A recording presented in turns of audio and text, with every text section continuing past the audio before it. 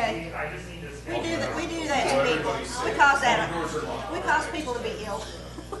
They told me about that. All right, we're good. I can see your door. I'm good to go. What's your name? You're not I know, that's sad, he's sick. Yeah. So if we have questions, which I don't, about the police report, you'll be the one that. No. Yeah, there's no question. I didn't have any questions. Right. It's straightforward as usual. Yeah. So, oh goodness. So, how's Ashley doing? I haven't heard her. Good. She's fine. She's doing her. Oh yeah. She's doing a lot better. Yeah. It takes a while to recuperate from that crap. Well, there, you know, you can have kind of the after effects. Oh yeah, it damages the lungs. So, I mean, I know people that are still, and they're 6 months after they had it, and that they had to learn the limits of how much exertion they can do and everything before they get winded. So, Yeah, it's and I was, and you know, I was talking to chief people, and she was hospitalized. And I'm like, all right, what do we got in play? That way she can gradually come back, you know, and not get overexert herself, but yet she can do stuff and everything. He goes, got a plan and everything's like, okay. I mean, and then I was asking him, well, if they need any help, you know, tests or what have you, you know, speak up, and Did you really? that way we can help out. So thoughtful. Oh, that's good. Oh, yeah, and that's how it's it, one day at a time. We'll take it down so you can hear it. Yeah.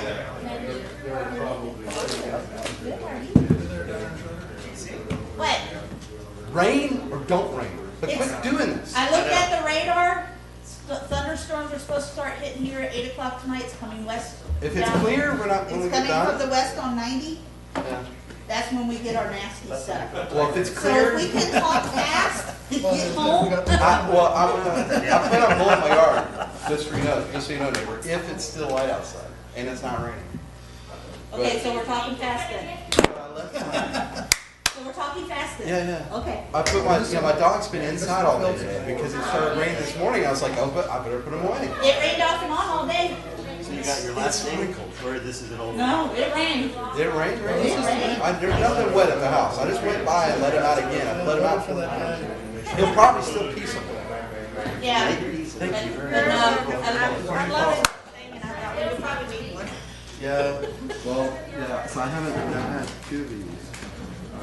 So I'm gonna go.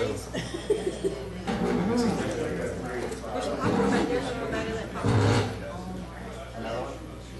He was asking me, this one right here is the one he was saying was Yes.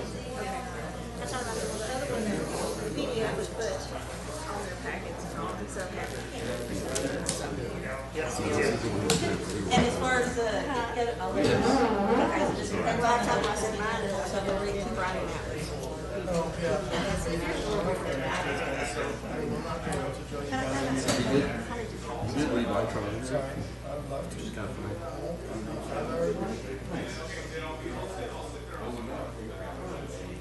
Oh, this is different. Like he elaborated.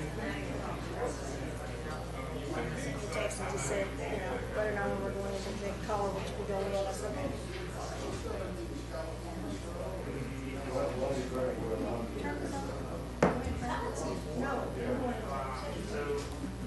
Never mind. Are we doing that before they do the presentation? I've answered my own question. Never mind.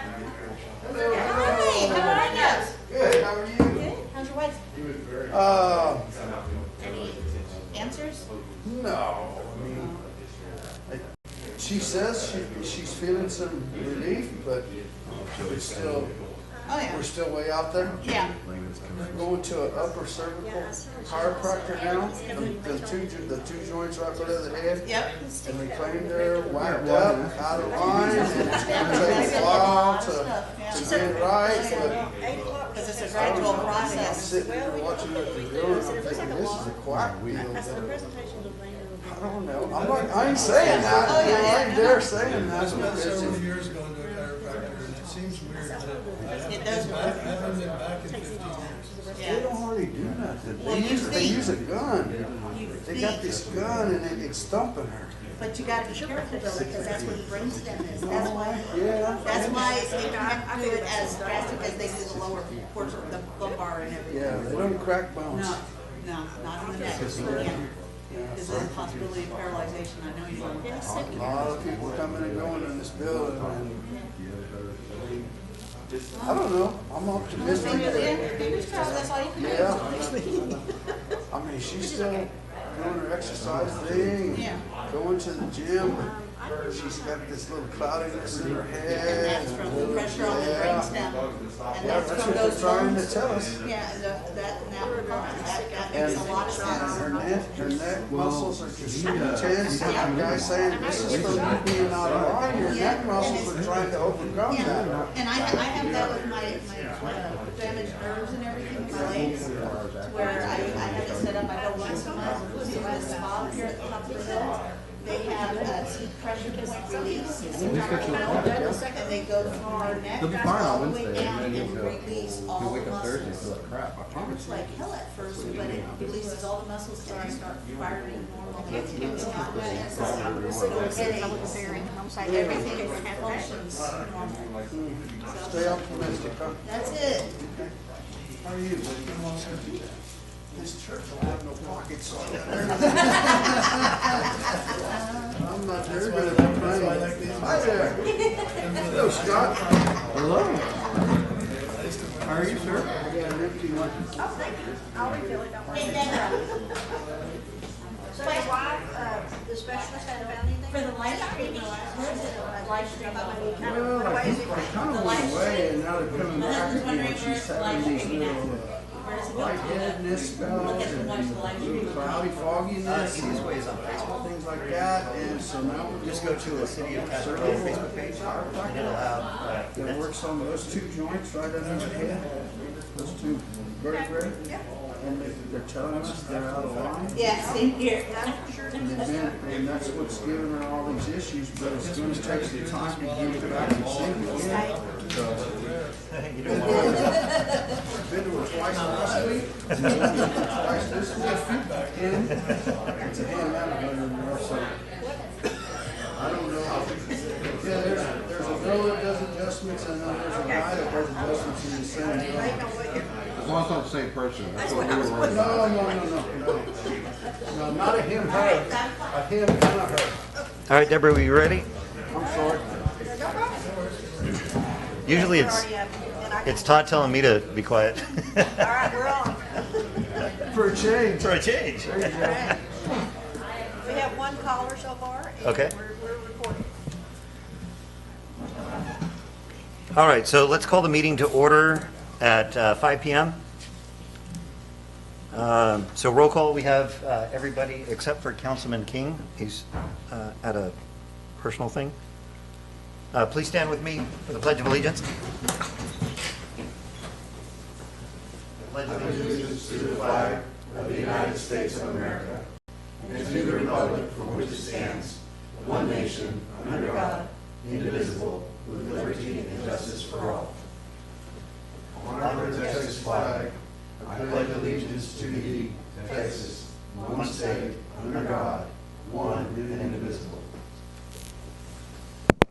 Standing for the invitation. Please pray with me. Dear Lord, we thank you for today. We thank you for this opportunity to conduct the business of the city, for all those who are here and listening online, who are showing their interest in paying attention. We pray, Lord, that you will bless us, keep us safe, help us, Lord, to do the business of the city in an efficient and functional manner, and guide us, and help us, Lord, to be a blessing to you, to those here and those around us in the whole city. And thank you, Lord, for the opportunity for our citizens to speak their mind in this coming week. And all these things we pray in Jesus' name. Thanks, Paul.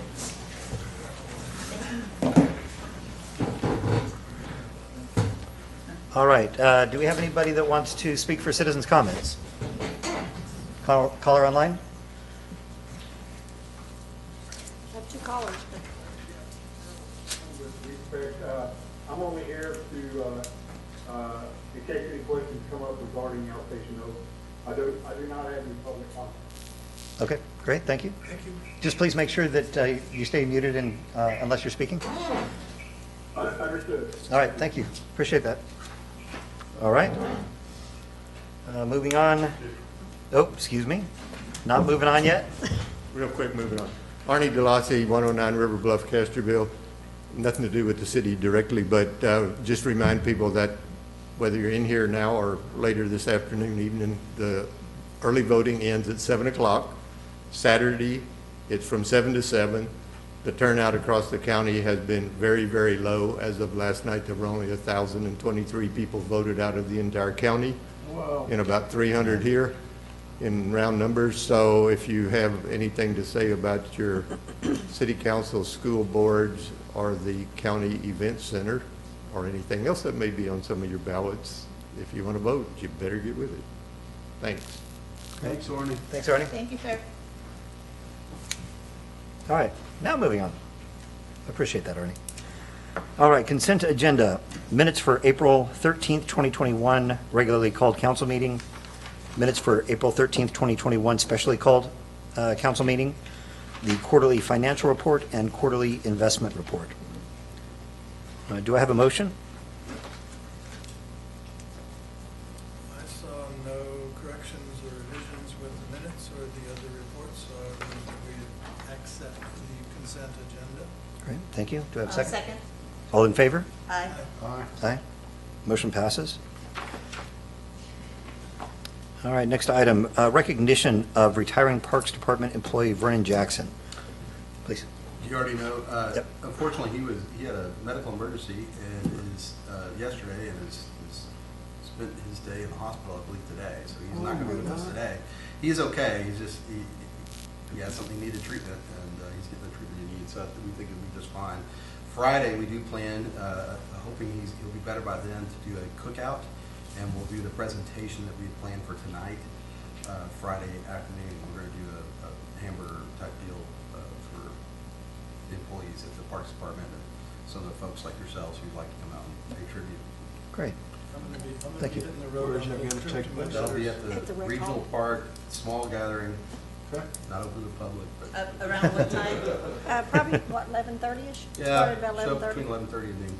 Okay. I'm gonna be on my way At to the rec hall. Markham on Friday, so I will miss that and the outcome of the events on Saturday. So this is where I say that Deborah's making banana pudding. And we have someone else making homemade potato salad, and another person making homemade So now we have the pasta quandary. salad. Does the trip to Marfa get canceled? Yeah. And I will call y'all Saturday night on the results, each one of you, so you'll know. I'll come over and get the results from the county, so. Okay. And then Great. post it out front. All right, thank you. And I don't know if banana pudding keeps over the weekend, but we'll see. Maybe I'll have to make it up. All right, next item is executive session. Let's see, executive session, so, sorry. The city council will meet in closed session under provisions of the Texas Government Code, section 551.071, entitled Consultation with Attorney, to receive advice on pending or contemplated litigation regarding RAM 2 General Contractor. Mr. Mayor Pro Tem, can we postpone this and let the individuals who are here to speak with us do that? Well, that's the problem. So our attorney is down on the border because her firm sent her there. She would normally be here with us tonight, and she's only available until 6 for a phone call. So what I can tell you is this will be, for those in attendance and watching, this will be a fairly brief, we have to give you an update in executive session, but I expect it to last less than 15 minutes. So. Sorry, Yeah, guys. apologies, good point. We normally try and keep this to the end so that we don't keep you here and make you wait, but thank you. All right, then the next item is going to be section 551.072, deliberation regarding real property, to deliberate the purchase, exchange, lease, or value of real property if deliberation in an open meeting would have a detrimental effect on the position of the city in negotiations with a third party. And this is regarding the Medina Valley Youth Baseball lease agreement and the farmland lease agreement. And then, I'll just state, we do not have an update from the Baseball Association. That won't be discussed. okay, great, thank you. And section 551.071 entitled Consultation with Attorney, and section 551.085 entitled Deliberation regarding economic development negotiations for Project Square Deal. We are going to go into executive session at 5:08.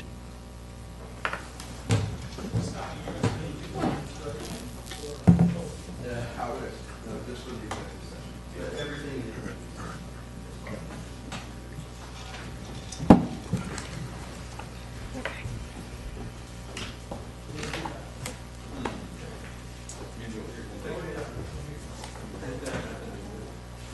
Live stream is still on.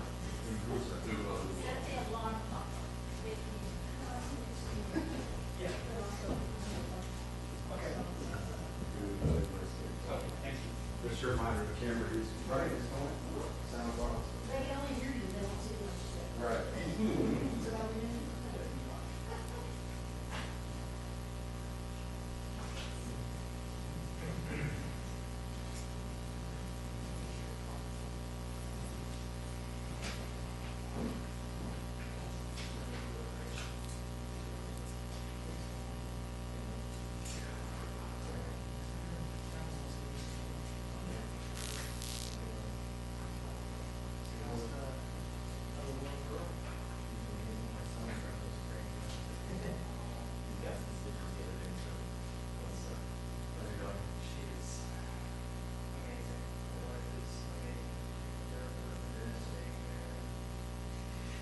Is she listening in or what?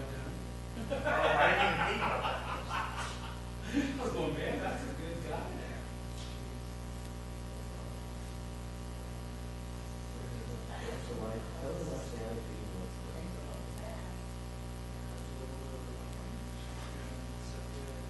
She has a good playground. She gets a little bigger. Yeah, right. Lindsay has ideas on what we should be doing that it's essentially cheating TV stuff. And just so it happens that a lot of that stuff will we need to work out. Okay. We would care. We're just ready to do a master plan for them, so then we know which direction with a lot of stuff. Like the terms we discussed, thing. We have to put the brakes on that because, you know, there's too many people that disagree where it should go and whatnot, so it's one of those things that that's what the master plan's for, and that's why I'm glad we did, because that's the hardest decision is. I hope we can get some of the, help this. That's Oh, ever done. no, it will. I mean, there's a lot. Well, the thing is too, is they have, you know, the parks board, all the local community organizations that are involved, that are, hopefully gonna use that for a strong grant push. Because, you know, there's so much grant money, you know, it's good, although it's good, that now that the COVID vaccine has come out, a lot of companies are turning away from the medical side and now focusing back on what they originally had done. And if we're ready to go, with the new master plan, we can provide that. And, well,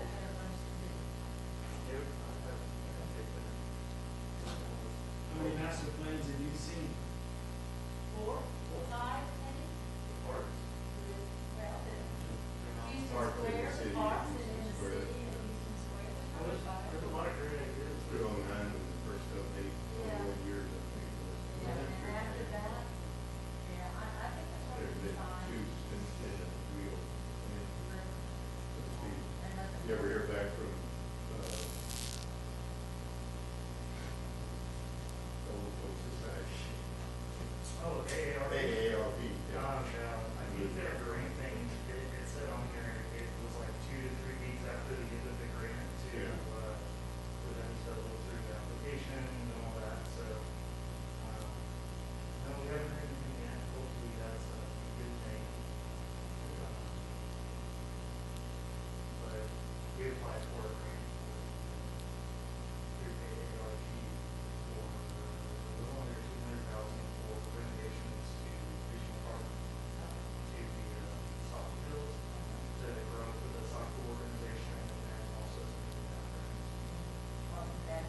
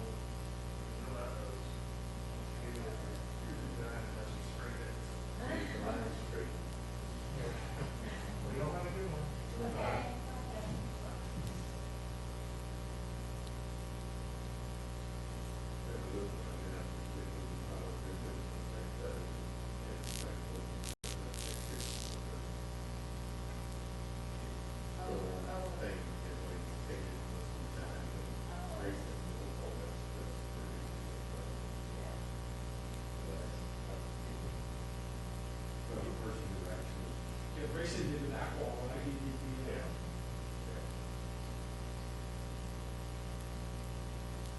That was, yeah, the whole wall was the Eagle Scout project.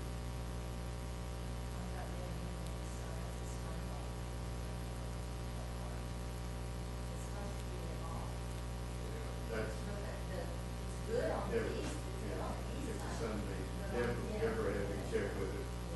Person that he's supposed to give her a, it's just a peel off thing. Well, the other one too,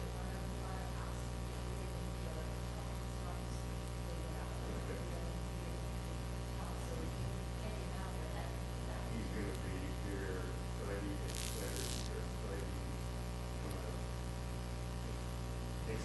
we don't want to change. Yeah. Okay. Yeah. I put Sundays down. Why are the lights? It was supposed to end at noon, so I can't do it.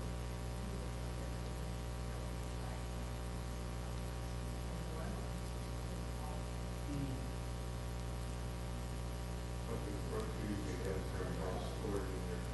I'll get the box of the weird. I have a tour, we're at church today.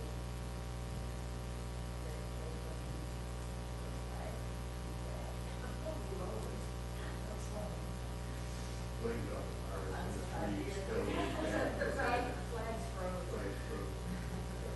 But it's being noticed, that's, Oh, yeah. yeah.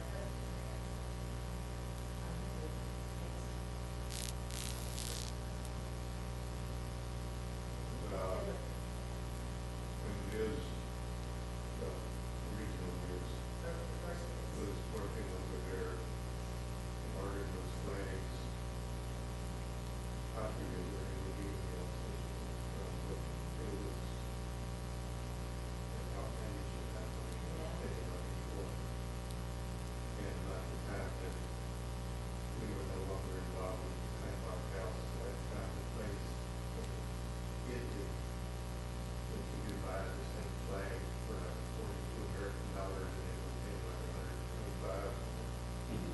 Over here, they had just bought some, so they didn't need it. So where did they get the Australians? Pretty much anywhere, yeah. In fact, I mentioned Scott's the other day, that's one of his predecessors. Sign off the wall so she would be able to letter. Okay, it wasn't for the assessor, for the. Not for that position. I was gonna say, which position are you talking about? Previous occupant, There you go. Or yeah, short-term occupant. short-term, assumed And occupancy. he looked at me kind of funny, like, what are you talking about? I mean, whether it's there or not, I don't know, but that's just continue with him to the county, New South Wales, and we communicate with them. So, yeah.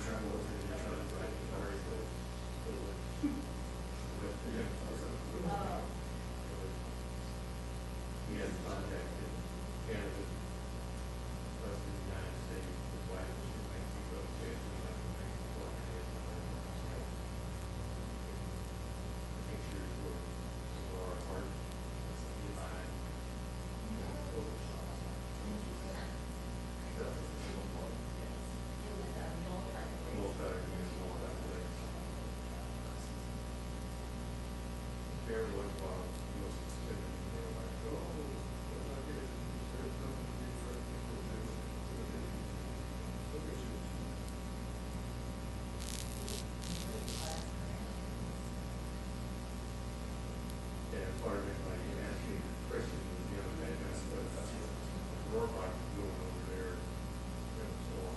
So, kind of, I think it might have been a year ago, we went over there and shut the road down. And stuff, but it was like, then they, so the really, it was like your last name was North Star. Oh, you're German.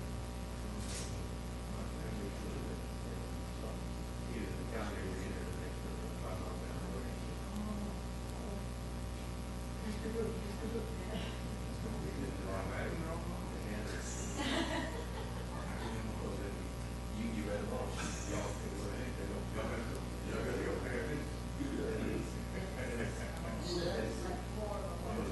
I want to go to an executive session. Okay. Oh. It's only supposed to last about 15, 20 minutes. Yeah. Let's try to qualify that.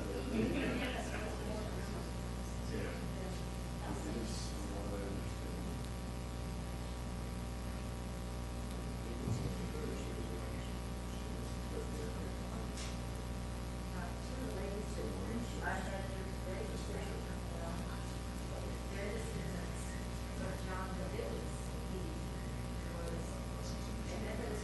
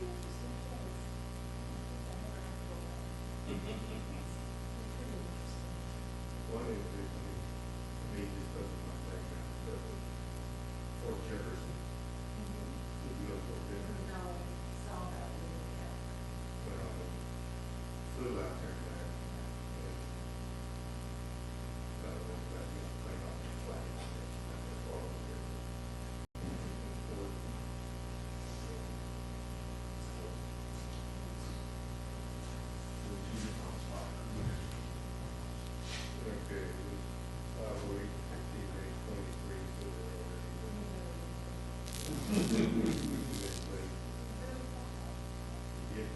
two of that group that were in there, it's their club.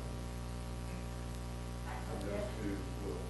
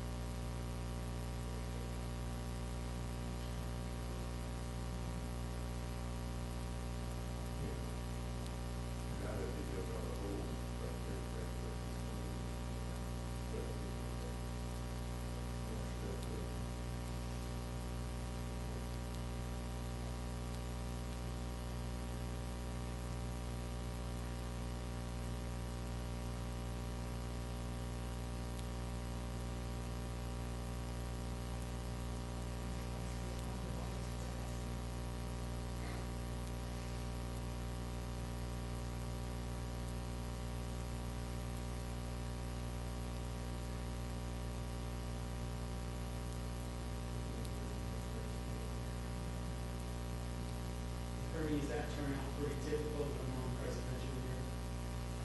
No, No? wait on. Usually, there's, I don't know, there's like 37,000 registered voters or something in the county. And normally the off years, they'll have, 10,000 or something going. Usually early voting team, like 60 to 70% of the vote. And it's that low. The highest day for Castroville was yesterday, they had 73 people. How many voted in the So far, it was 1,035 super regional ballots, that was, as of closing business last night. That's Yeah, county. in our county. 1,000 out of 30, 1,000 with it. It's a Yeah. small percentage of it. Yeah, that's Hondo, Divine, Wow. Castroville, those are the three voting centers. Yeah. Yeah. You know, Saturday, who knows, I mean, lots of people, maybe on, building, so, you know, corner or whatever, kids to this, yeah. So, And what time is voting open on Saturday? 77. 7 to 7 on Saturday? Saturday.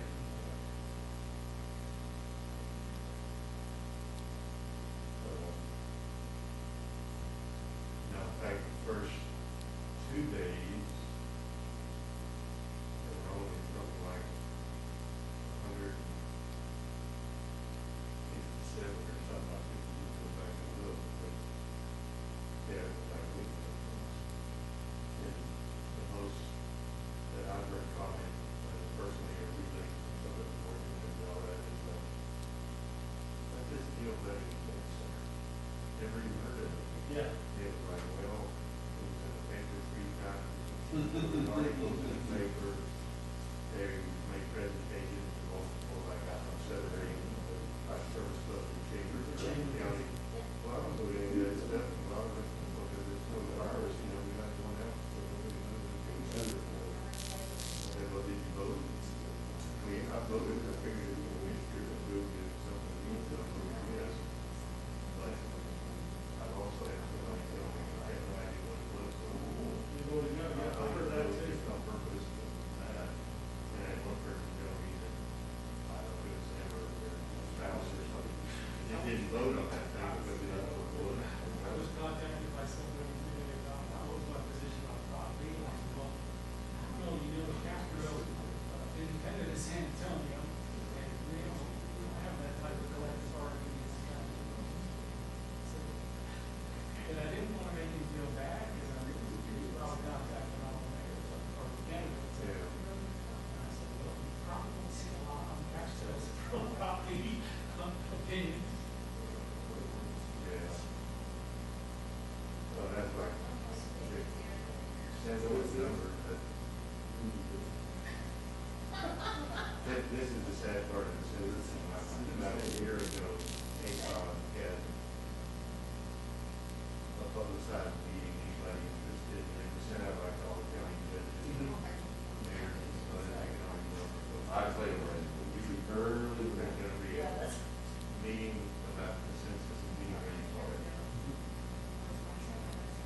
Or as we keep telling them, thank you for doing the box, and something in there.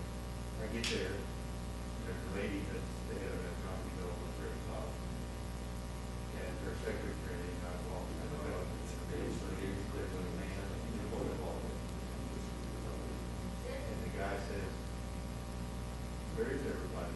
He's the head of the Census Bureau for Lakewood, Colorado, that's moving out for the lady. And the lady was the head of the census for the state offices. And he said, we go to a little town out in the middle of nowhere, there's 80, 90 people show up with this. He said, well, they have it, it's like 300 people, blah, blah, blah, blah. Anyway, we had a meeting, it was supposed to be like an hour and a half, you know, I'd say like 45 minutes or something. And since then, I get like 3 to 5 emails from the Census Department every day about something, at least 5. Has Castro got its updated number yet or not yet? Those are supposed to all come out like Friday. I So if they decided on the additional congressional offices and everything else, they pretty much have the results. And the man who oversaw Pasco's and Frio, Medina, Tim. For the record, I said 25. Well, let's see, it's supposed to be. We just thought you were bad at that. I kept trying, man. I promise. I was. Anyway, We saw that you didn't major in math in this area. yeah. He said it was 25. But the guy who oversaw these four counties, that probably doesn't give anybody a work, you work. Yes, sir. The last official percentage of what we do. You're back. Hey. The first time I had to look, I just ran out the door and everyone quit. 70%. Now I have to work.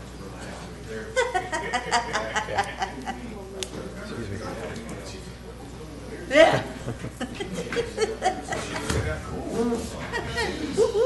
Let me know if you need to borrow a puppy. Tell me when we're ready. Ready? All right. So we're going to reconvene in open session at 5:40. Next item is consider possible action or give direction on items legally discussed in executive session. I have a motion.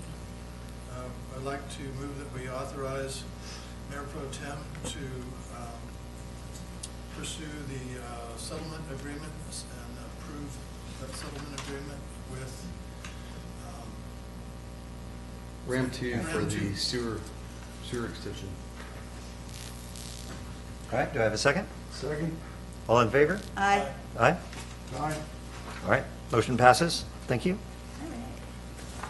All right. Next item is presentation from Amoresco on automated meter reading system.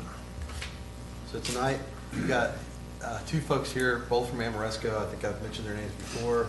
And I just want to restart the process a little bit and slow it down and give us complete time to vet it. I sent you some of that information. You actually received their presentation. But Chad is the gentleman in the suit. DeVal is the young lady in the red coat. And I'm going to fire this up so that you can present to us.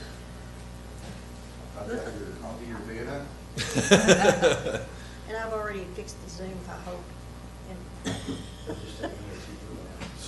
And I think that we need to be clear that we're not, there's not action on this. We're not making a decision. We're not moving forward. We're getting a presentation, getting additional information, and we just wanted to make sure that everybody was able to see what we're looking at, why we're looking at it. So I appreciate you coming down and presenting that to folks. I know that there's lots of questions, concerns, and so it's good to create this amount of information. Yeah, and definitely while we're pulling this up, I'll introduce myself. My name's Chad Nobles with Amoresco. I've been working with cities in Texas for over 20 years now doing these type of projects. And really, Scott just asked me to come in and kind of educate you on some of the stuff that we would be doing as part of a process and really talk a little bit more about automated meter reading or advanced metering infrastructure. Or there's lots of different terminology. So that's kind of what I'm here tonight to really talk through and really want it to be an open discussion if we can. So Scott, if you'll go to the next one, if you don't mind.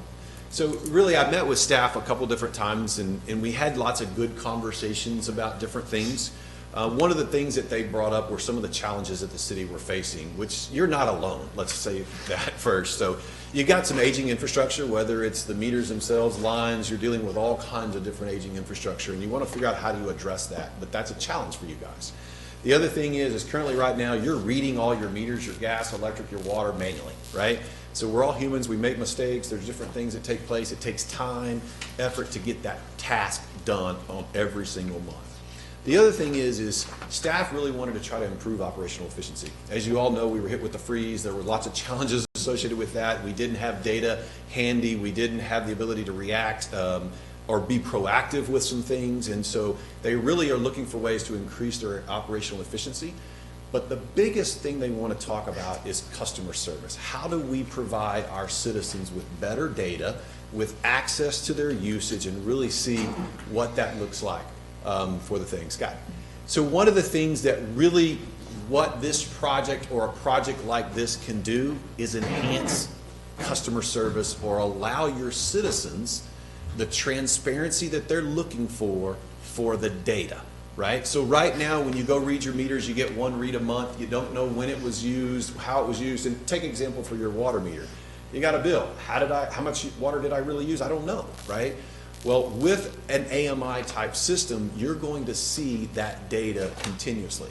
One of the things that we've talked to staff about is giving the citizens a portal that they can actually tap into and see their electricity usage, see their water usage. You know, did the sprinkler go off at 2 o'clock in the morning and use 2,000 gallons? Well, I don't know. Well, if you had a system, you'd be able to tell that data. So the other thing that they wanted to be able to do is proactively address things. We had a city that had an AMI system during the freeze, and one of the things that they did was as water started thawing out, they were able to look at the system and monitor when flow was taking place. And if they saw continuous usage, they either picked up the phone and called that person, or either they sent a person out proactively to cut the water off. They protected a lot of people's homes during that time.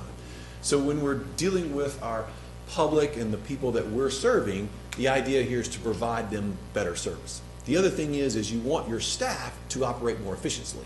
So for a move in, a move out, when somebody comes in and says, hey, I've got a place that I want to come in and see what my bill is or look at that stuff, instead of having to send a meter reader out to get data and then bring it back in, you can push a button and actually be able to read that data and see it right then and there. So there's lots of advantages, and this is one of the big things that Scott really wanted to talk about. So one of the things that we thought we would do is give you kind of an overview of what is AMI, or advanced metering infrastructure. And really it kind of boils it down to this simple slide, or at least I think it kind of helps you. The idea is you've got a water meter in the ground, you've got a gas meter, you've got an electric meter that's out there. You're going to put a radio on that meter. And that meter is going to send a signal to a base station. That base station could be on an elevated storage tank, it could be on a light pole, it could be on a street light, it could be on some type of elevated structure. It collects the data, pushes it out to the cloud. There will be a hosted software solution that your utility billing and your customer service, folks have. That data is processed and stored in there in the meter data management system. And then from there, it's either send a bill every month out, or citizens will either tap into that through a website of their choice or a smartphone, and you'll be able to see that data. So it's really just a way to get data daily instead of once a month, right, when you read your meters. If for some reason you had a tornado or some natural disaster, something happened to one of those base stations, you still have the ability to read that data. The meter is stored, the data is stored in the meter, or you can drive it and actually collect it. Or another way is, taking a belt clip or some type of handheld device that the city may have to be able to go read and troubleshoot that meter. So that's kind of a big picture of what that looks like.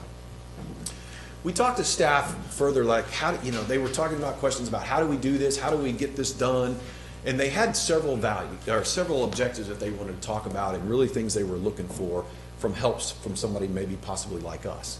And that is, how do we pick the best equipment? Meaning there's so many different things out there. How do we pick that right technology? What's best for our city? They wanted a turnkey firm fixed price. So many times you guys have probably done projects where there's change orders after change orders. The projects that we do, we typically have no change orders.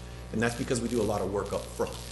Part of that goes into, we figure out up front, we do a lot of work up front to obtain an accurate scope of work. Meaning what actually is it? I will tell you, your database is messed up. Just like every other city that's out there, there's going to be errors in the database. We got to figure out what those are. We got to do some analysis to figure that out.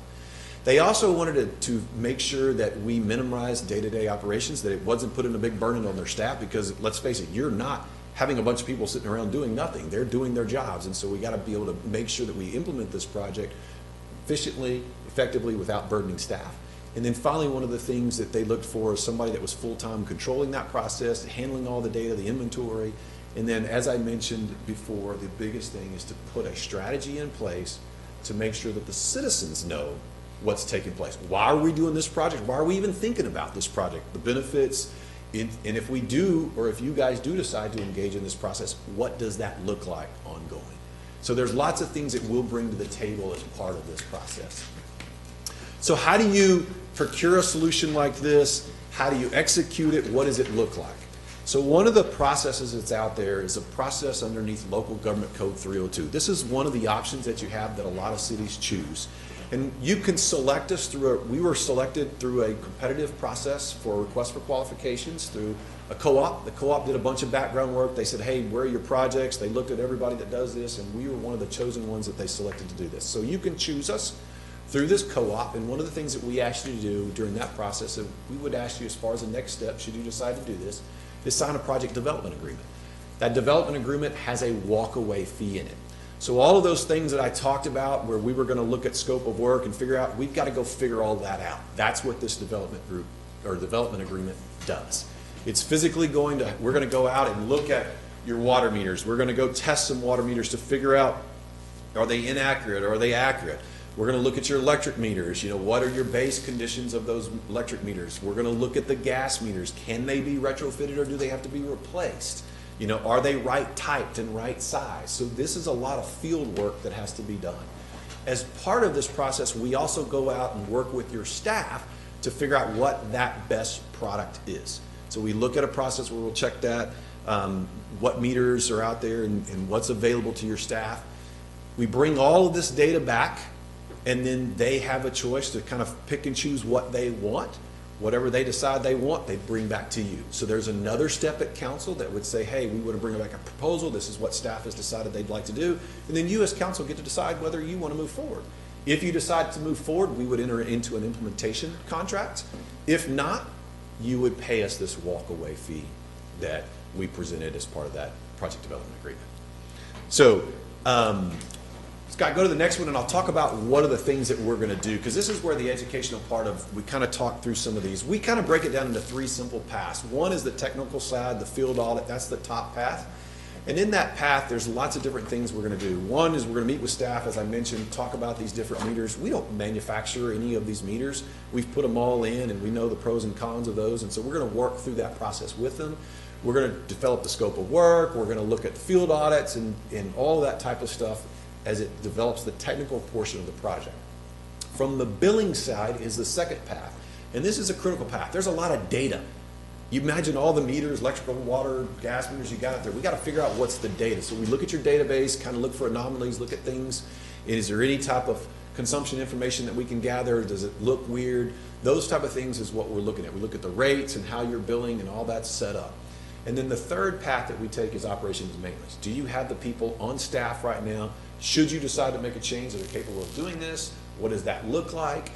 Do they have training? All of that is taken into kind of our big picture approach. And from there, I want to break those three paths down a little bit more. As I mentioned, there are tons of different meter manufacturers out there. They're all been hitting up your staff trying to get them to buy their products.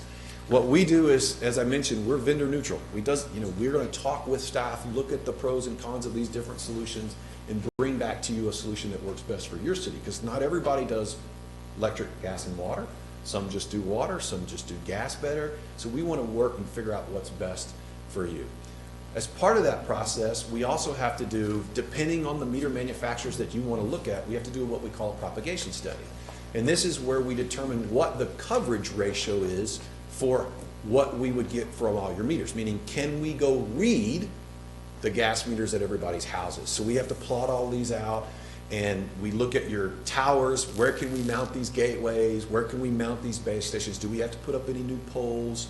All of these things are part of the actual propagation study that's part of that process. From there, we then, as I mentioned, we look at the data. So this is key to any of these projects. Very seldom, and I would say probably never, do you ever do a project that touches every single citizen. A project like this will. So we have to be concerned about the data. So we're going to look at all of the usage patterns. We're going to look at, what's being currently involved in the data, but the size, the types, do you have that data? Do we need to go figure out what that is? Because remember, what I'm trying to do is present you a turnkey price at the end of this without any change orders. So I really want to know what is your condition of your water meter boxes? What is the condition of those electrical base stations? Those type of things. That comes directly into our field audits and surveys that we do. So we really look at, do we replace? Do we retrofit? Is there ability to actually, do you have the right type of meter at that location? You'd be surprised at how many times we run across where the electrical meter has the wrong multiplier on it. We've also run into cases where, you go to a car wash, for instance, and it has the wrong meter at it, or a school district that maybe has a turbine meter and you really need a compound of some sort to capture the low flow. Because let's face it, we need the high flow when everybody in the school is out and changing classrooms and they're going to the bathroom and we're running irrigation systems, but those meters, a turbine may not pick up a kid that leaves to go to the bathroom and flushes the toilet. So we want to make sure, because the goal here is that you as a city are actually collecting the revenues for the water or the electricity that everybody uses. A lot of these meters that are out there in the ground are mechanical devices.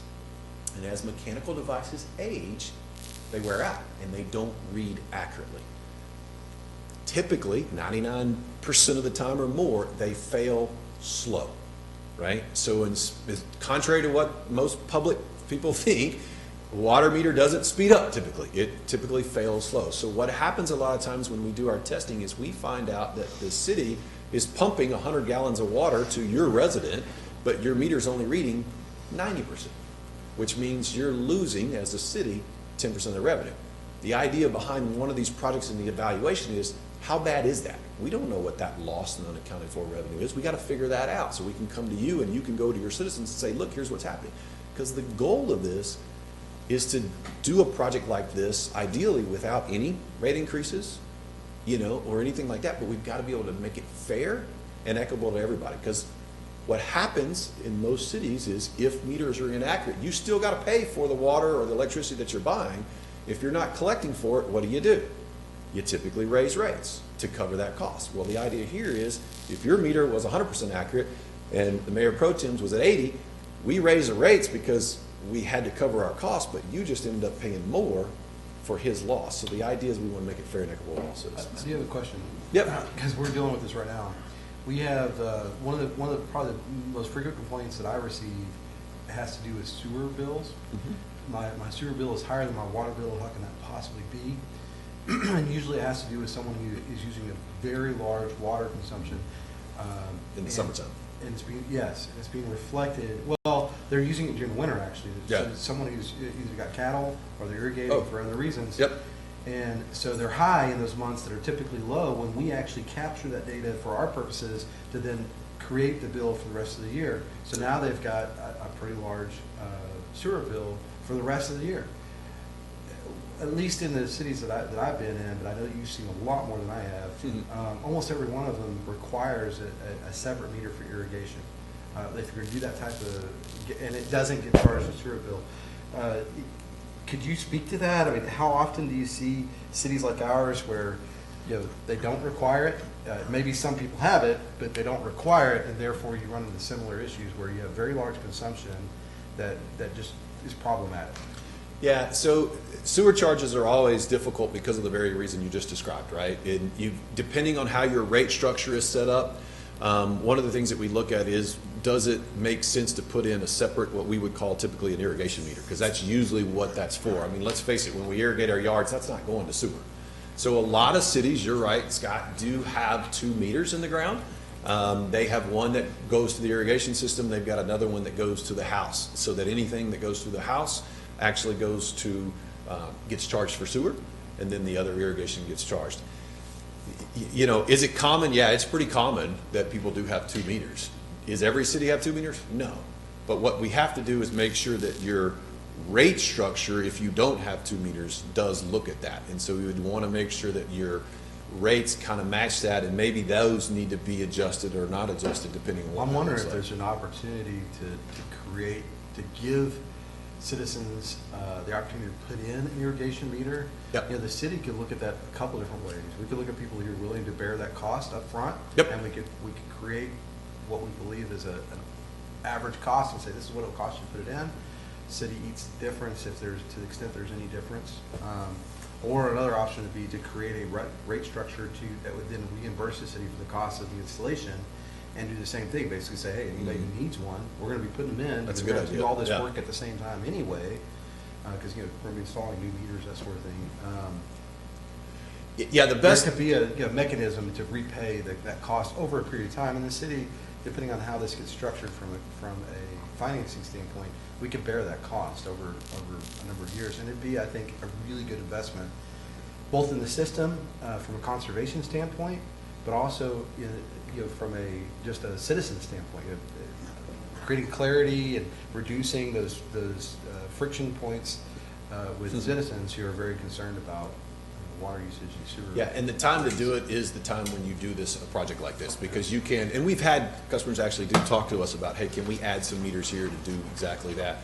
You know, it really just is up to you guys as to how you want to approach that, but that would be, the time to do it would be when you're doing this evaluation.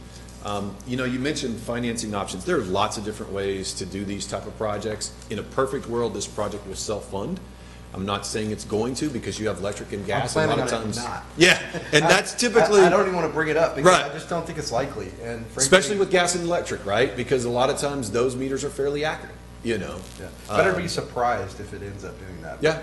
I just don't think it's possible. And the idea here is we will usually work with your financial advisors, with you as a citizen. We'll go try to figure out the best funding mechanisms. One of the things about it, the rates are good right now. There's lots of different ways to do these projects and finance them. One of the things this process allows you to do is go out to 20 years. With this particular project underneath Local Government Code 302, these meters, a lot of these meter manufacturers have 20-year warranties. They're now solid state, and we're willing to guarantee them. A lot of these projects, we actually guarantee the accuracy over that term. So we will guarantee the accuracies, and if they don't come through, then we either have to start replacing meters or make up the difference on the revenue projections that if we find some revenue lost out there that we do. So don't be scared to look at this as a 20-year life cycle project, you know. Well, the other thing is we're talking about financing, and this is just an aside. I think it's in the finance report. It's in the staff report from finance. He mentions the funding that we're receiving. Now, one of the things that I know is a big point of discussion for a lot of city managers, city administrators in this region is the COVID money that we're going to be getting, billions of dollars. It says for infrastructure. Now, they have not defined water it. and sewer. Yeah, they haven't. It says defined water, that. sewer, and broadband, which this falls directly into that Right. category. So, but we still need rules on, okay, what does that mean? Yeah. Because certainly the city, you know, all the things we're talking about, man, we've got a lot of water. So we got way more water, sewer, and broadband stuff that we could do than we could possibly pay for with the couple of $1 million we're going to get from as a city. We have tens of millions of dollars of stuff we can do. But so this is, I'm just pointing that out. This is another. When we talk about financing options, that there might be a potential. Yeah, and we're having lots of conversations. We actually had an internal call this morning because they've some of these ARP funds that are coming out are actually, they actually list, there's one line item that lists water and sewer and broadband as their deal. And they've actually even projected out how much each city is going to get. It's just the question that you and everybody else has right now is, when are we going to get that money? You know, and what we think is going to happen based on what we're being told is that in May, they're going to push some of that first tranche out, is what we're hearing. And then there'll be a second tranche coming later. But of course, that's still not the infrastructure bill that's coming even later. So the idea here, and one of the things that we talk to staff about, is trying to figure out, what does this even look like? It's hard for you to sit up there and make a decision without having the data. What this project development agreement that we're kind of talking about, that we've had conversation, is to give you all of those data points and that tools to figure out, does this make sense for our city? Is this what we're really looking for, so that you can make an educated decision at the end of the day. Last slide. Some of the benefits that we talk about, you know, like I mentioned, we've done quite a few of these, and I think Scott's even called several of our customers in the past. But the idea here is that we're going to go out and if we do a project like this, what you're going to end up with is a clean database. Right now, there's probably some errors and stuff in there. The idea is we're going to get a clean and accurate database, which allows us to have an accurate scope at the end of the project, right? We get a good scope at the project, we get an accurate database at the end. We're going to provide some proactive solutions for that infrastructure that's aging. You know, instead of kicking the can down the road and waiting on somebody else to make a decision, the idea here is we're going to address this infrastructure. You know, next time there is a freeze, and I'm hoping it doesn't happen anytime soon, you'd be able to proactively let folks know, here's what's going on, and have your crews dispatched, whether it's electric, understand what that looks like. The idea is that we do find operational savings. If we don't have to manually read meters and we can actually do it, then we can reallocate that staff to doing another task and becoming more efficient with the tax dollars that are available to them. You will get a firm fixed price from us. We'll show you exactly what that is. We're transparent with our pricing when we talk to staff and kind of show them, hey, here's what the different solutions look like. And then the idea there is it's an independent evaluation.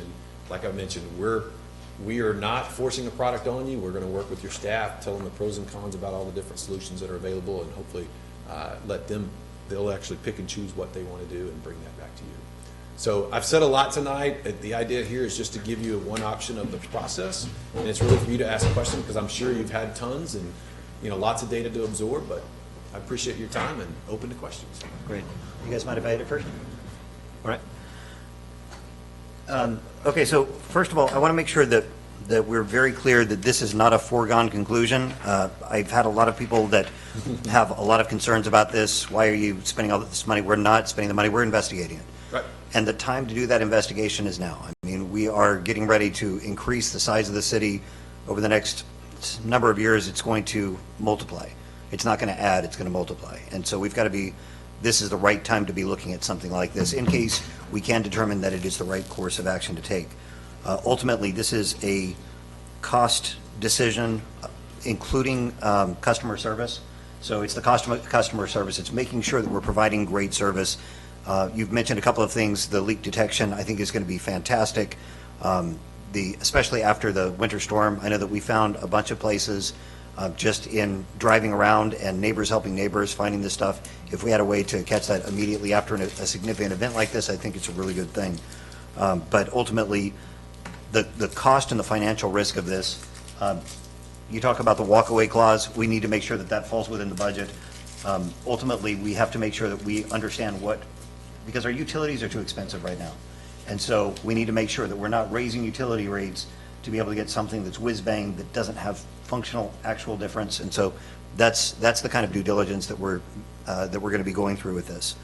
I wanted to talk about a couple of other things, and so I'll make some I guess statements or ask for clarifications on this. So one of the concerns is security. We've heard about things that have happened recently with major utility systems because of having automated systems. I just want to point out that right now what we're looking at is there's two different portions of automation. There is monitoring and there's controls. We're not looking at controlling people's That's correct. This is meters. monitoring only. This is monitoring only. I think that one of the things that we talked about was there is a functionality that's available with some of them that you can do a soft disconnect. So we need to look, if we're doing any kind of controls on that side for a soft disconnect, we need to make sure that we've got the security nailed down.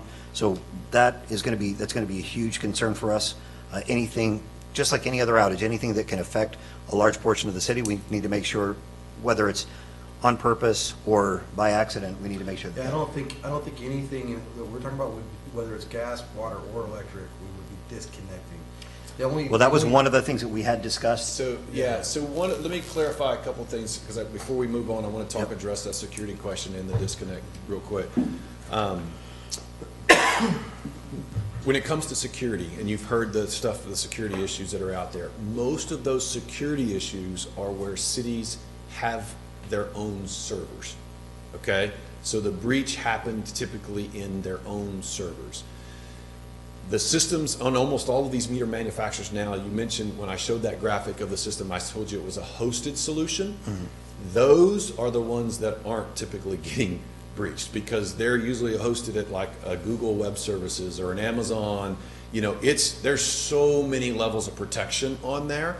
That data, and again, the data that's in the cloud is usually bits and bytes. It's not necessarily, your personal information or anything can actually get it. So I will tell you the security level on some of these new systems that are out there, and actually they're not new, quite a few of them have been around for a long time, is very robust. So the security, when it's hosted environment, is a lot harder to breach than when it's actually owned sitting right here in City Hall. And I don't want to make foregone conclusions. Really, I know that we don't have the in-house expertise to be able to make those assessments.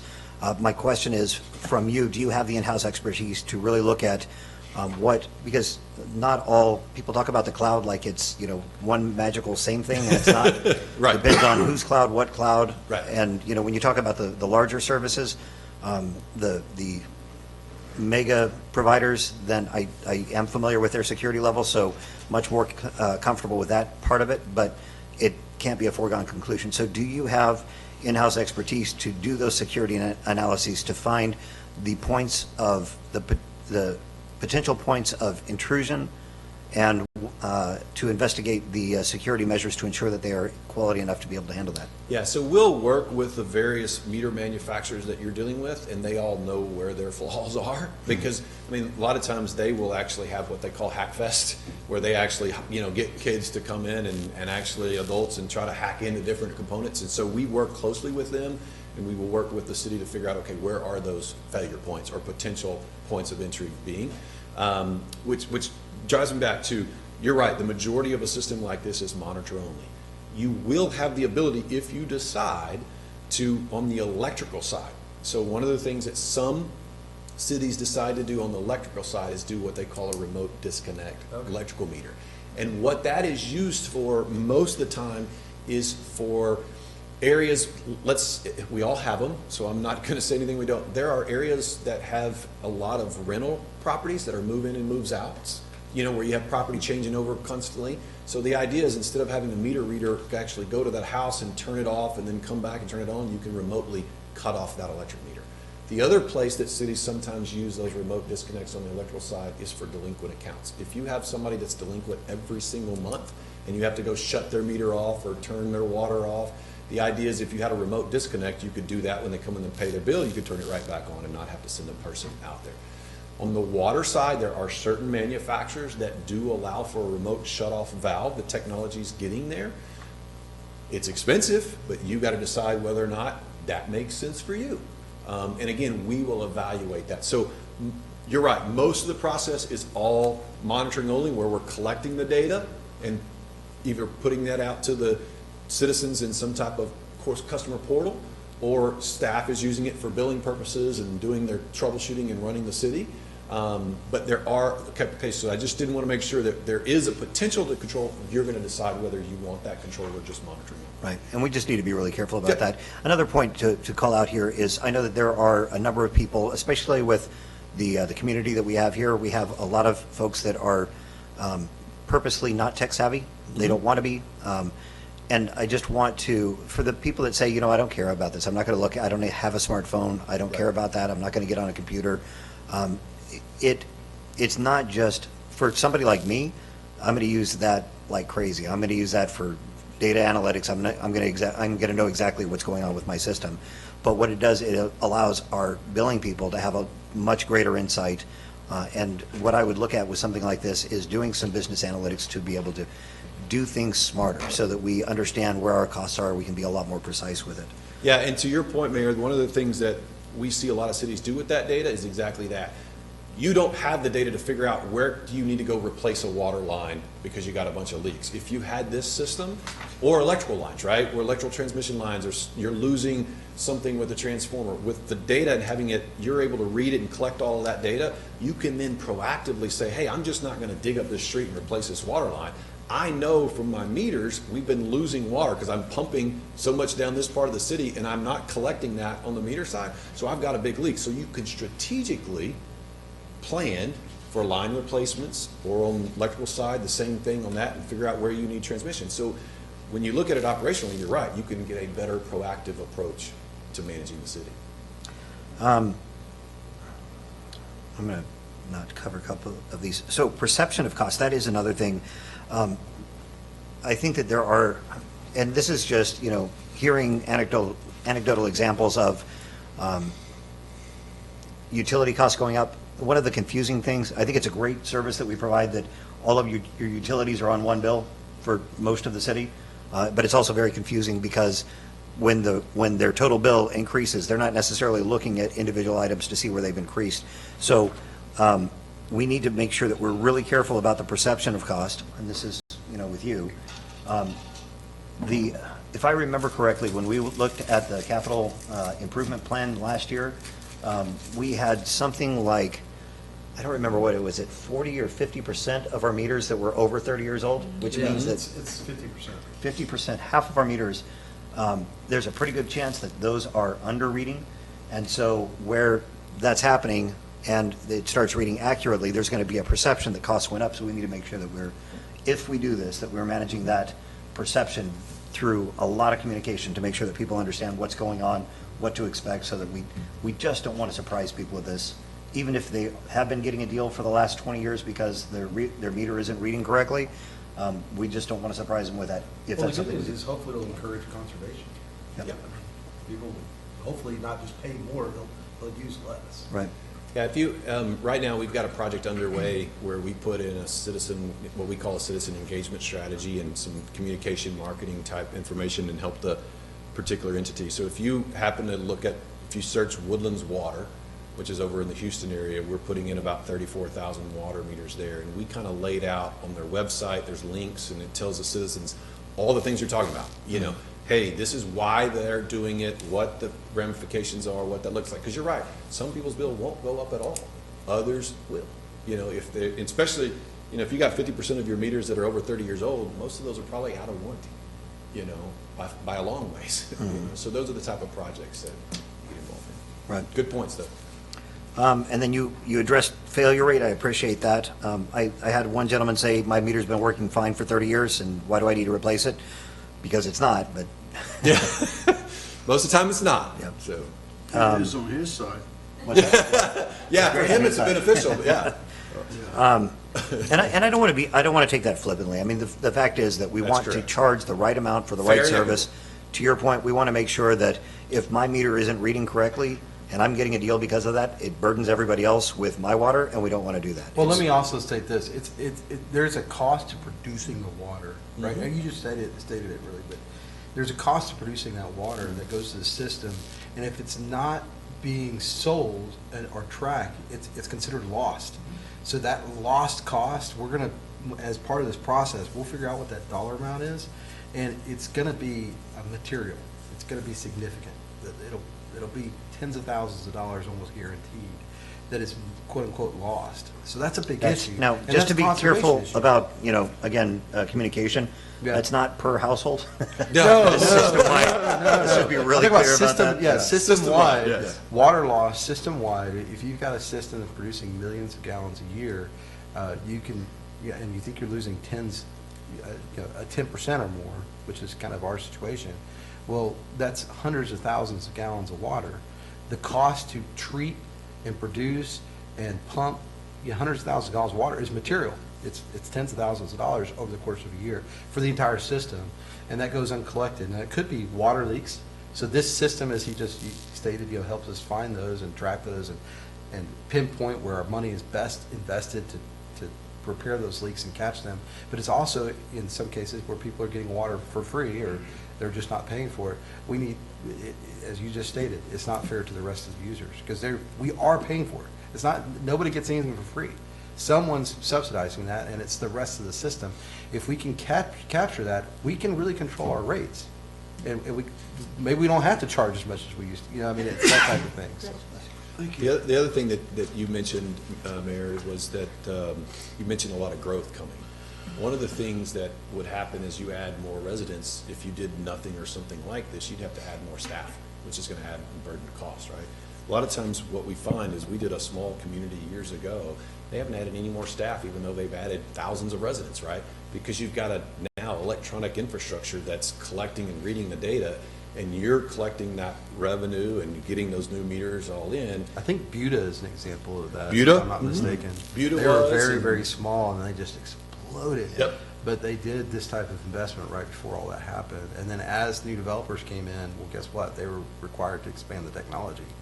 So at their expense. And that cost burden would have come to the city otherwise, but instead, you've got developers that shouldered that. New pays for new, as we talk about around here, which is good. Cool. And I don't remember if I covered this, but again, it's the experience and the expertise that you guys have. And that's why I was asking about, the IT security. You have, because of the way that you guys operate, you have experience doing this in multiple locations. You know the good ones, you know the bad ones. You can recommend things. You're basically acting as a service company for us to bring that in-house expertise that we don't have so that you can make really solid recommendations. You can come with actual data, historical data, experiential data that we would not be able to do on our own. I would not feel comfortable with the expertise that we have or don't have on staff or with any of us to be able to do something like this. So I'm really only comfortable even exploring it with somebody like you. Yeah, So- appreciate that. And we do. We have data folks on our staff because when we actually implement the project, one of the slides I had at the very bottom, I think I had a tagline, data is key. I've lived the data side of this, and that is the number one thing that we look at. And so we have, usually when we do these projects, we put an IT person on the job because that is a critical aspect. So you're right, and they work for us. I mean, they're one of our IT people, and they're looking at it from not only the meter manufacturing security, but also your billing provider, because you have a billing provider that we have to match up with the meter manufacturer and make sure all that integration is done, and so we take care of all that. And I just want to make sure that as we, sorry, lost my train of thought. Okay. So I want to make sure that as we go through this, one thing, I've heard, thank you for providing the referrals. I think that there were a lot of good things, minimal bad things, but I want to hear more bad things. And that is, I want to find out what you've already found out, what can go wrong. Yep. Had a gentleman that worked for me that said, I've been doing this for 40 years, I've made all the mistakes already, so you can I haven't benefit made from them that all. I've been experience. doing it 20-something years, and I find a new one every day. So part of this exploration is I do want to see where you guys have had issues, where you've had failures, and how you've overcome them. Everybody has, if you're not failing, you're not doing enough. Right. So I do want to get more of that experience from Okay. what has truly gone wrong, either slightly or dramatically Yeah. wrong.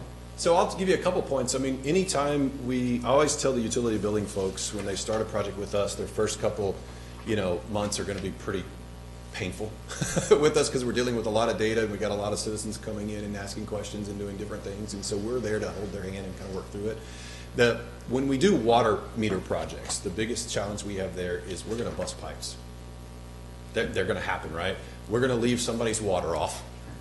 Because our guys are human. They're supposed to, when we're changing out a meter, we're not going to turn the water off if the meter's running, because that means somebody could be in the house and spinning. But we're going to unfortunately change a meter out and we're going to forget to turn the water off. Or we're going to forget to flush a line, which means there may be a little debris in the line. And when somebody comes home after work and they turn their sink on, it gets some brown water, right? It's going to happen. So those are some of the things. We have QC processes in place to try to capture that, taking pictures of those installs, looking at stuff, but those are some of the things that we've learned over the years of how to address. And one of the ways we do it is, like, one of the things we have implemented was putting a picture that shows an installer trying to find a hose bib on the side of the house after they do the meter, and take a picture of that hose bib running so that we know they flushed the actual meter. So those are the things that we've learned and made mistakes, and we're trying to put processes in place. Coverage is an issue. When we're doing these propagation studies, there's going to be meters that aren't going to read. And we've got to work with the meter manufacturer and hold their hand to make sure that, hey, and really push on the meter manufacturer, but also work with city trying to say, hey, we were promised 98% coverage, we've got 97.9, we got to get to 98. How do we do that? And a lot of times we'll take on that risk of either adding a different repeater or collector or working to try to figure out. So those are some of the challenges that we've had, is that infrastructure, because let's face it, as somebody stands up a building that wasn't there when we did our analysis, and all of a sudden now we don't have coverage. Data management is huge. There are so many pieces of data. One of the mistakes sometimes that happens is we transpose a number. We do a lot of this electronically, but we also have actually kind of a manual backup, and sometimes it doesn't go, and that's again why we have an IT person to do. We have about 3 or 4 QC processes, and over a couple days after we install a meter. It just happens. Well, and I think that I appreciate the examples. I think that this is the kind of stuff that I'd really like to see you go through with staff. I mean, they're going to be responsible for going through this, so I would just encourage you to make sure that you're going over those things with them. I really appreciate that. Yep, absolutely. All right. Discussion? I know that Todd's tired of hearing me talk. Thank you very much. I got a couple of questions. Please. Good question, too. You know how hard Texas water is, I do. and being in the ground, how do these meters handle the hard Texas water, and does it affect their lifespan of the equipment? Yeah, good question. Every meter manufacturer is slightly different. That's one of the things we'll talk through and work through with you. Some meters handle it better, depending on the material that you're looking at. There are composite materials out there that work great. There are brass materials that have been around a long time. There's even stainless options these days. And so you got to do the cost benefit of those type of options. Okay. But we'll work with you and staff to try to figure out what it looks like, and we'll go back and pull historical data.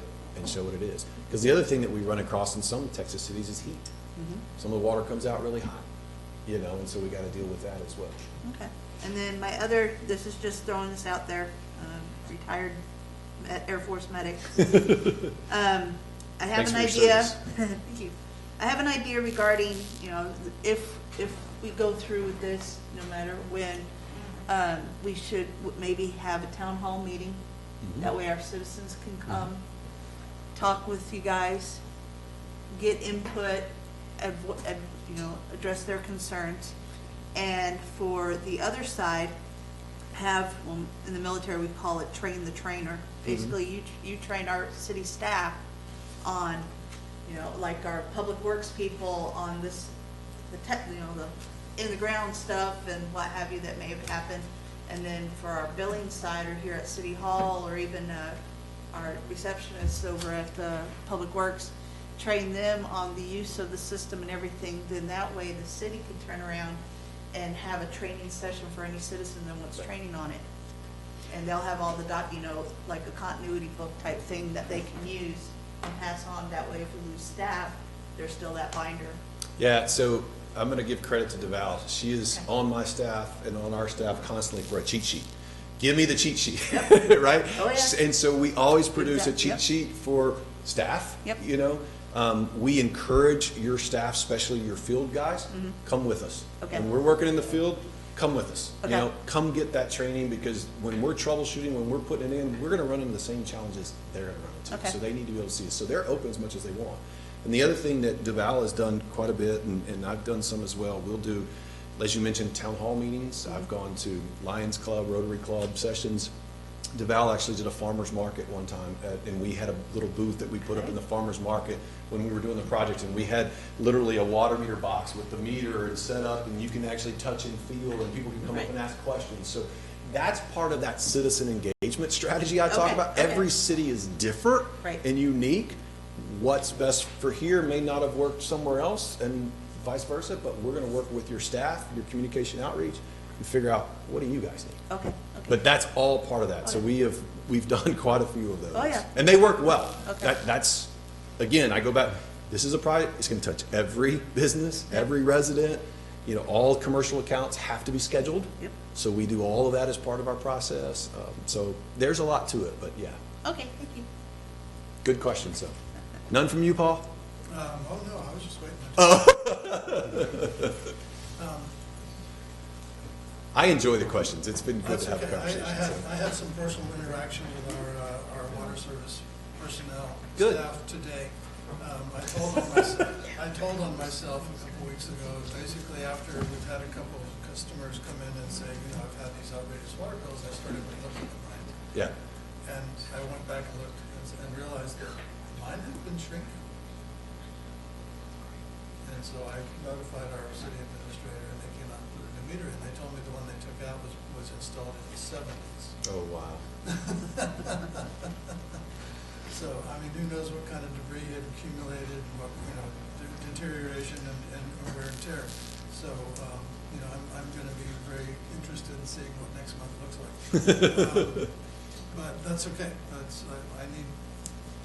need to be participating in the system. It's my system, so. But I was kind of curious, and you probably can't even give me a round number, I know how that goes, but your upfront costs have got to be a little bit considerable when you're doing the study, and you know, all that you do before you get to the point of making a proposal. You guys have a big investment, so that walkaway fee is going to be sizable, I would imagine. Oh, we know the walkaway fee, and I almost brought it up earlier, like, I don't even think it's a break even for y'all. It's 45. It's not. Was It's it a loss leader for us. 45,000, right? Yeah.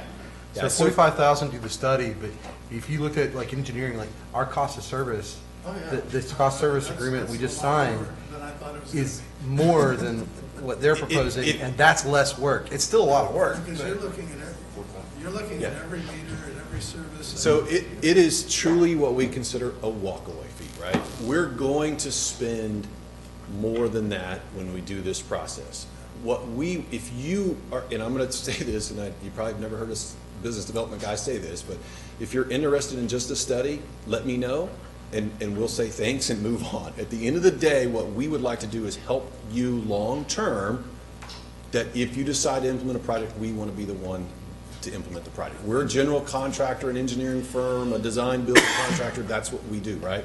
We realize in order to put our risk, we have a lot of risk, so to manage our risk and take that risk from you, that's what we're trying to do up front with this development. And so, yeah, we will spend more money.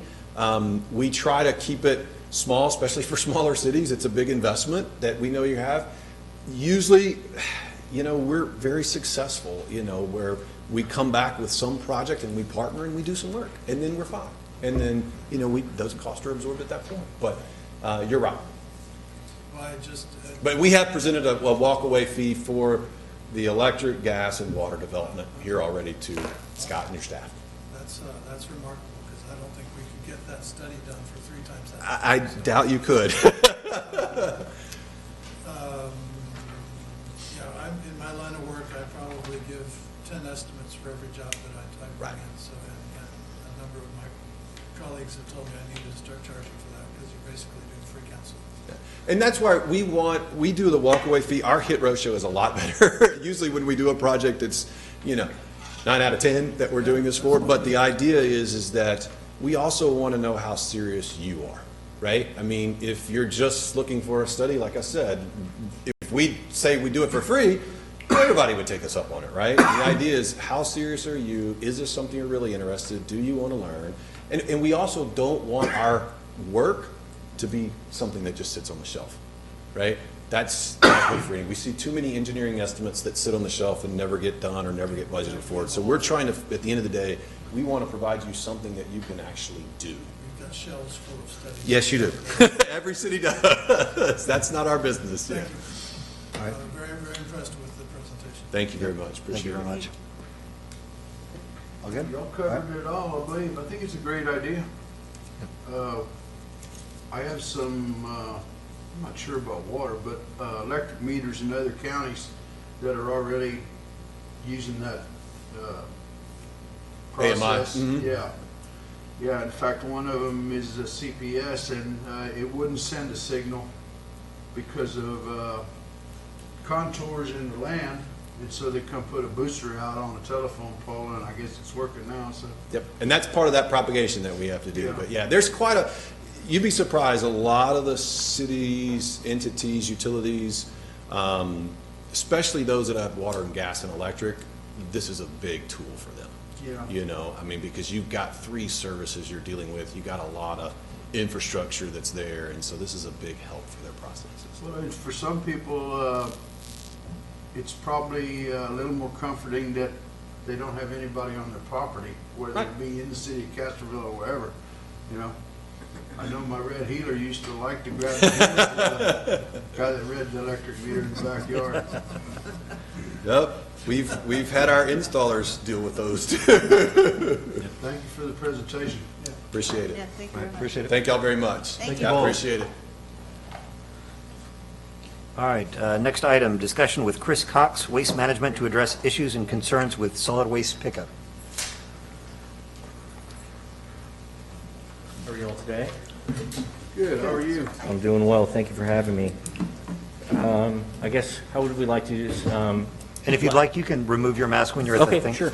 Last Friday, I was shared an email by Scott sharing I want to say, 6 concerns, 1, 2, 3, 4, 5, 6, 7 concerns shared by staff. Some of them range from the potential damaging of trees, electrical lines, the swaps of the old brown carts that some residents may have, a policy on yard waste or with raked leaves, inconsistent pickup schedules, and confusion on where carts should be placed for collection. I did share with Scott some of the answers that I had specific to those questions. I'm not sure if they were shared with you all. I can go through each of them. Yeah, the email. Yeah, so I shared both. Okay. For your information, I shared both the concerns. Sure. And then your response. Okay. So they had Great. both of that, and they got both of that information prior to this. Okay, meeting. thank you very much. There was also several attachments that I think you all have. They just kind of spoke to some of the concerns. I know, I guess let me just start by saying nobody is perfect from just conversations that we heard in this last presentation.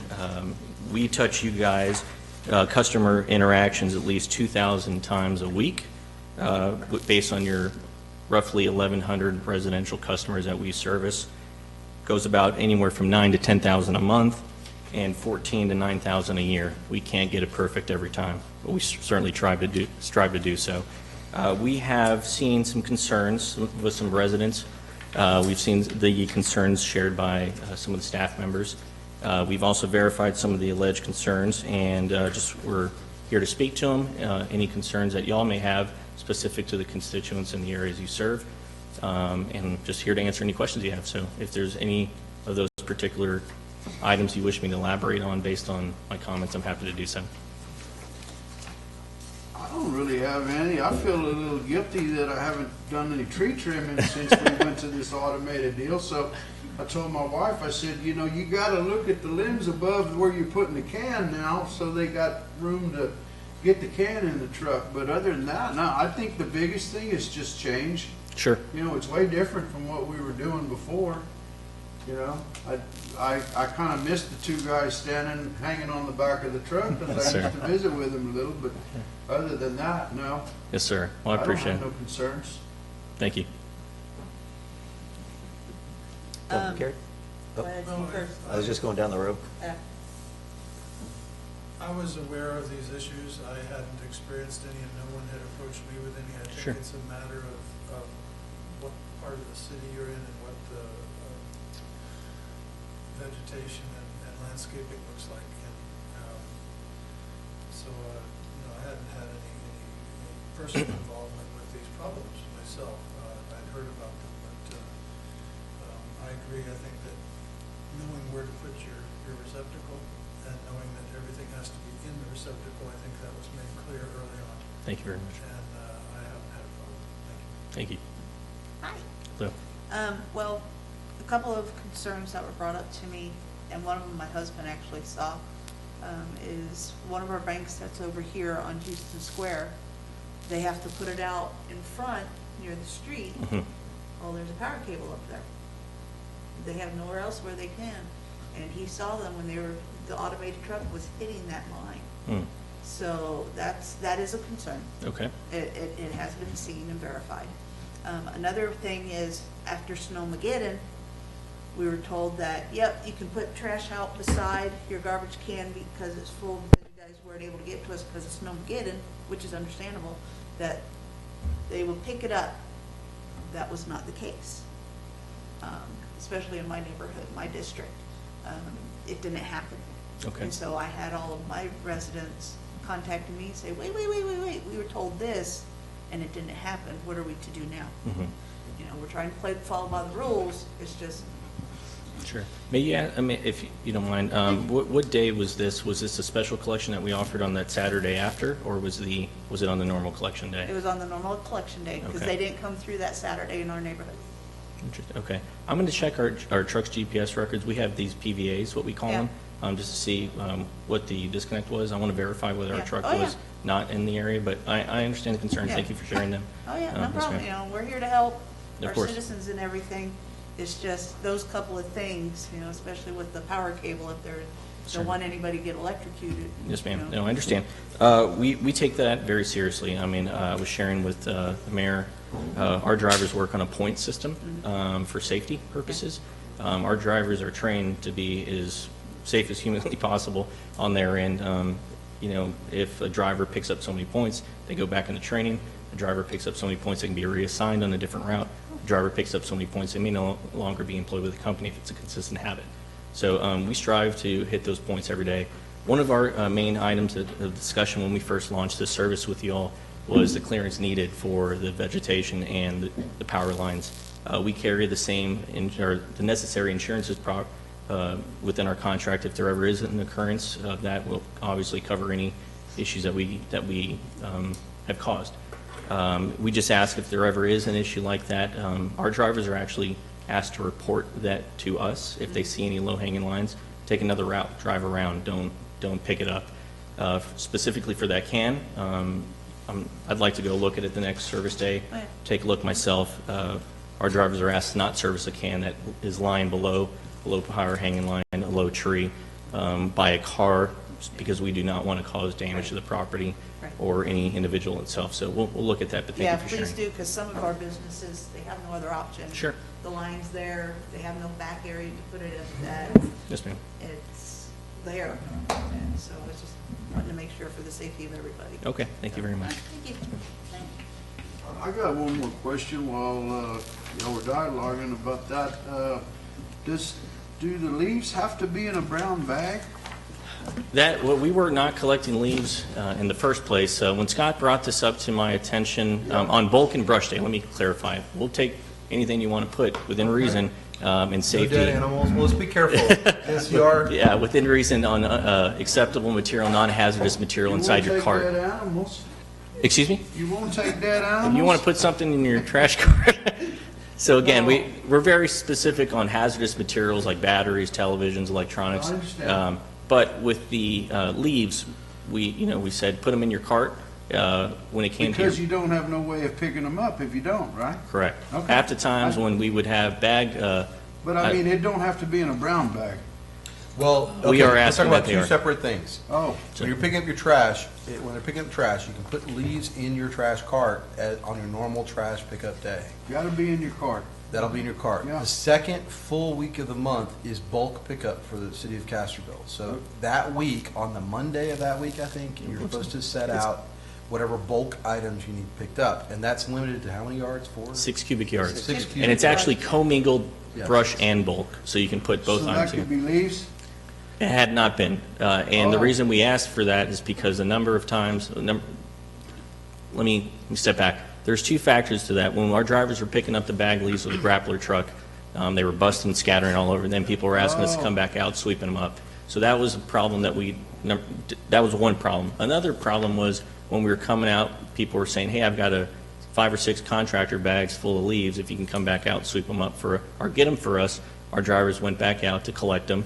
Turns out a lot of the times they had construction material, hazardous waste inside those bags disguised as leaves. So we've come across those a few times. So as a courtesy to try and find a middle ground, Scott emailed me, and Waste Management is willing to accept anyone that would like to place out bag leaves during your bulk and brush collection period in brown bags. Those are manageable for our guys. Our guys will pick them up, and we can clearly see when we get up to them that they are bag leaves of some sort just by opening it up, closing it again, and throwing it in there.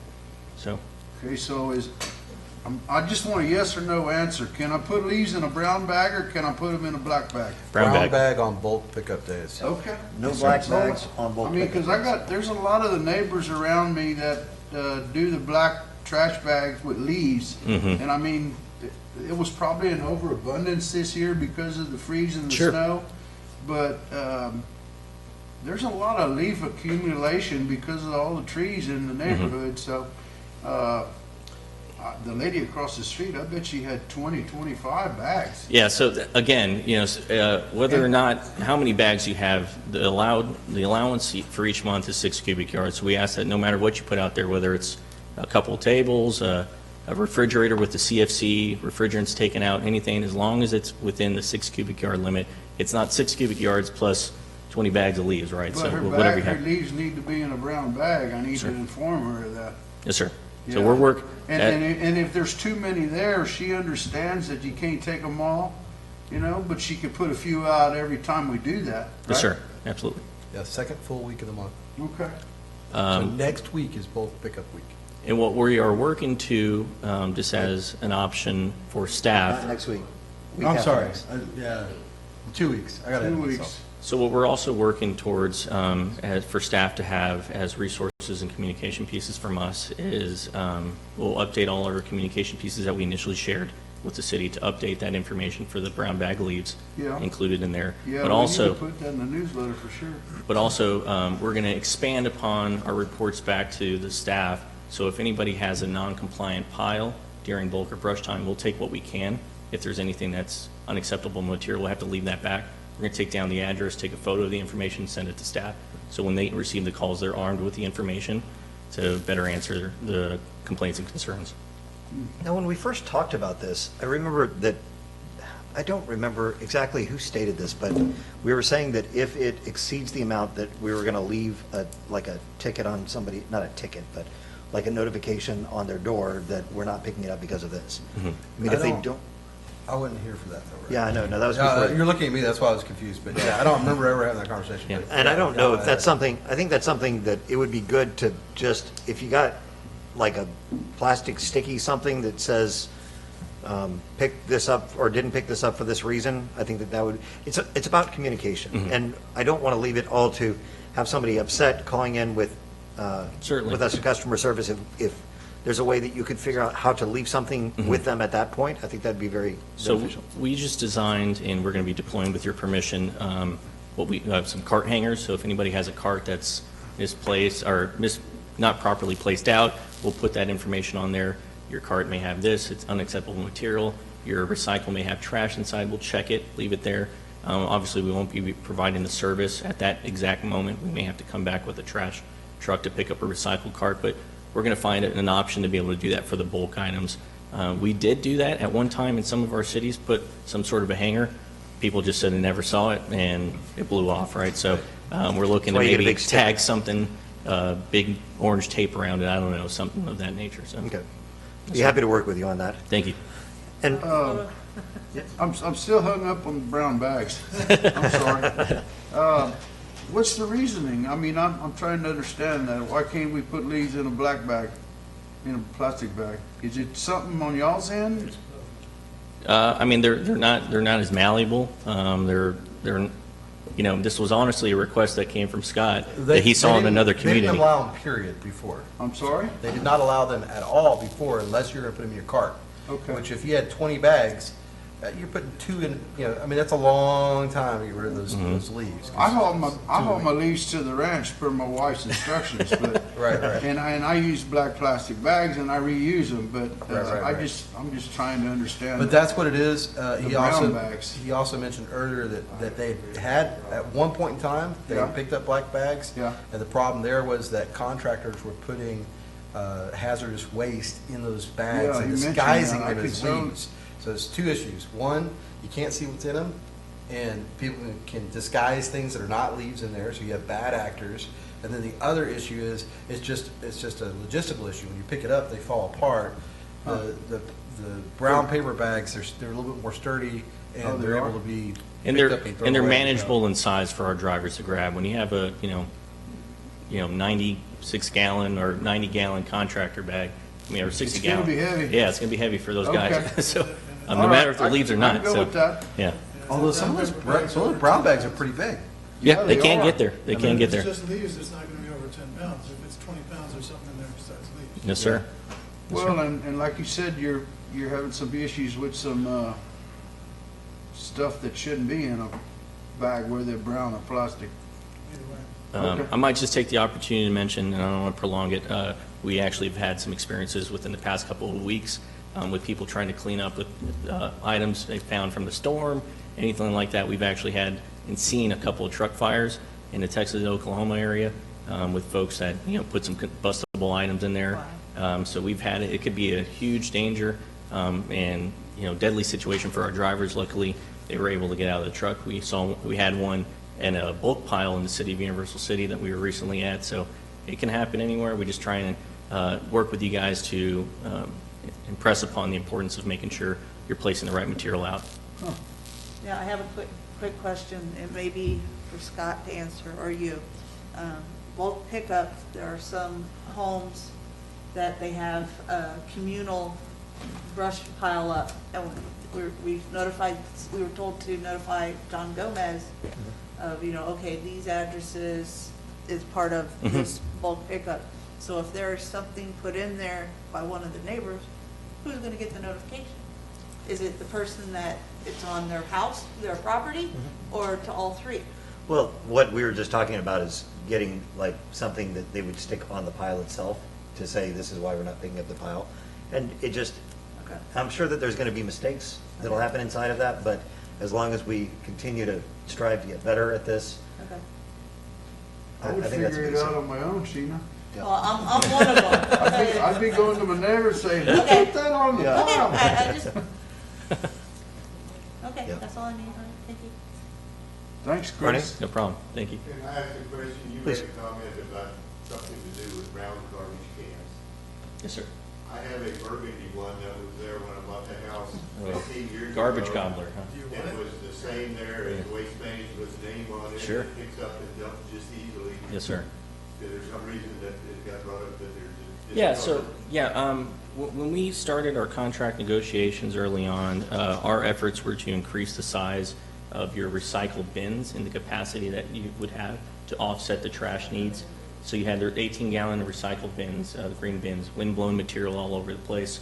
I'm talking about a very big garbage can. Yes, sir. No, and so, Not the little bin. yes, sir. No, so I'm just kind of explaining what the reason for it. So we brought in a new contract, we brought in yellow-lidded 96-gallon recycled carts for everybody per the contract. As a courtesy, we wanted to work with the city to keep a clean, uniform look all throughout, and had a plan to swap out any existing carts from old inventory, like the brown ones you have. There's some different colored and different shades of green one, and give everybody the new waste management green lidded bin. So we have a plan to do that. Over time, we got derailed due to COVID with our manufacturer delays and shutdown there. But the mayor and I kind of talked about getting a plan together to get that done. And so what I'm going to pledge to you guys as a city, we are going to be doing cart count audits and cart inventories with our drivers, asking them to do it, doing clicks, checking to see how many of the older carts we have out, get that inventory from our manufacturer and make a plan to deploy those when we get them. Don't replace Arnie's. He's got a. If you love it, we'll leave it there. But He's got an antique. It's a specialty item. Yeah, that might be a collector. I mean, it's up to you. I mean, yeah, well, we're happy to bring a new one out for you. He likes the purple. Sure. All righty. I appreciate that. Thank you. Well, and I think that this is just an ongoing communication. The other thing, I don't know if you noticed this, but one of the things they talked about was, again, it's change. I've been putting my garbage can here on the side yard for 30 years. Why does it need to change now? And so if you look at the contract that we just signed last year, we hadn't gone through a rate increase at all for, I think it was 5 years before that. And even the rate increase that we had, it's probably about what the basically cost of living increase would have been year over year, but we didn't get that for 5 years, so we actually saved a lot of money over that time in not paying the higher rates. And so I think what they are trying to do, everything that I'm seeing that they're doing is they're trying to figure out how to be more efficient, more effective. Like what we had talked about before is how do they do more with less? How do they keep their costs low so that we get cost of living increases, not major increases? So I appreciate and I applaud the work that you're doing to try and get that done. Yes, sir. Thank you. I think that we've got some customer service issues that we've got to deal with. I appreciate your partnership in that, and I think that we have a good opportunity to get some information on the utility bills. Thank you, Mayor. Cool. Thanks, Chris. Thank you. Yes, sir. Thank you. All right, thanks. Appreciate you coming out. Yes, sir. Thank you.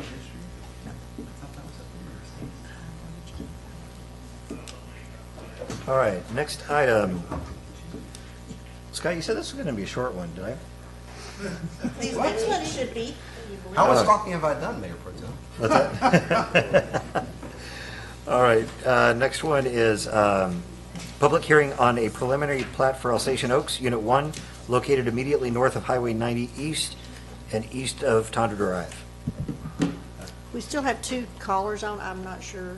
I'm sure one's Daryl, but I'm not sure about the second one in case they want to talk in the public hearing. All right, is there anybody here or online that would like to talk during the public hearing? Well, you need to open it first. Oh, I've got to open the public hearing. Okay, we're going to open the public hearing. I can't do the new card anymore.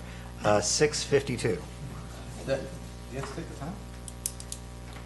He states the time, but I think he needs to read the. Okay. And just not to be totally confused, but I think we're going to do multiples of these, right? There's one for the preliminary and then one for the final? Two public hearings? No.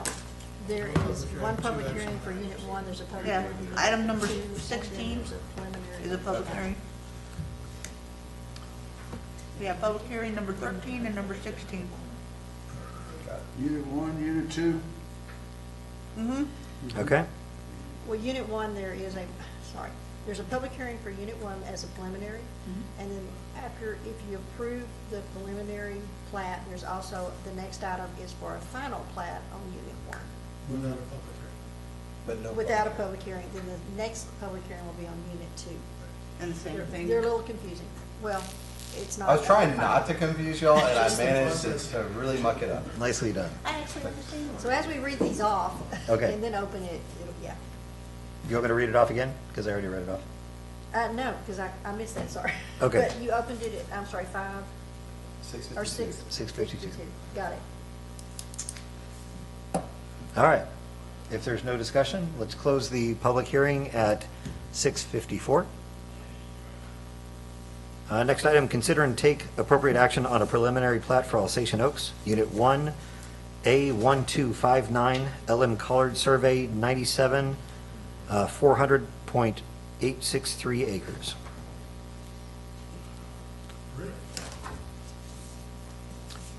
All right. Any discussion on that?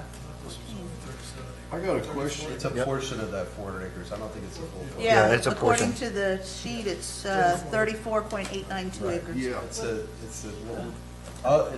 a portion, so this is located north, I'm sorry, south of Highway 90, Nope, north of Highway 90. It's north. north, and this would be the southern edge of that northern parcel. Right. North of Walmart and south of, Behind Walmart? yeah. Are we keeping the airport in this process too? Yeah, we did, Or is a survey or anything, or? yeah, we did confirm that they had already complied with that, right? Okay. Height restrictions, we still have use issues, but I'll be working with the developer and Clay on the use issues. On the height To the restriction. extent we can have any bearing on that. Right. And when we. Not on height, on use.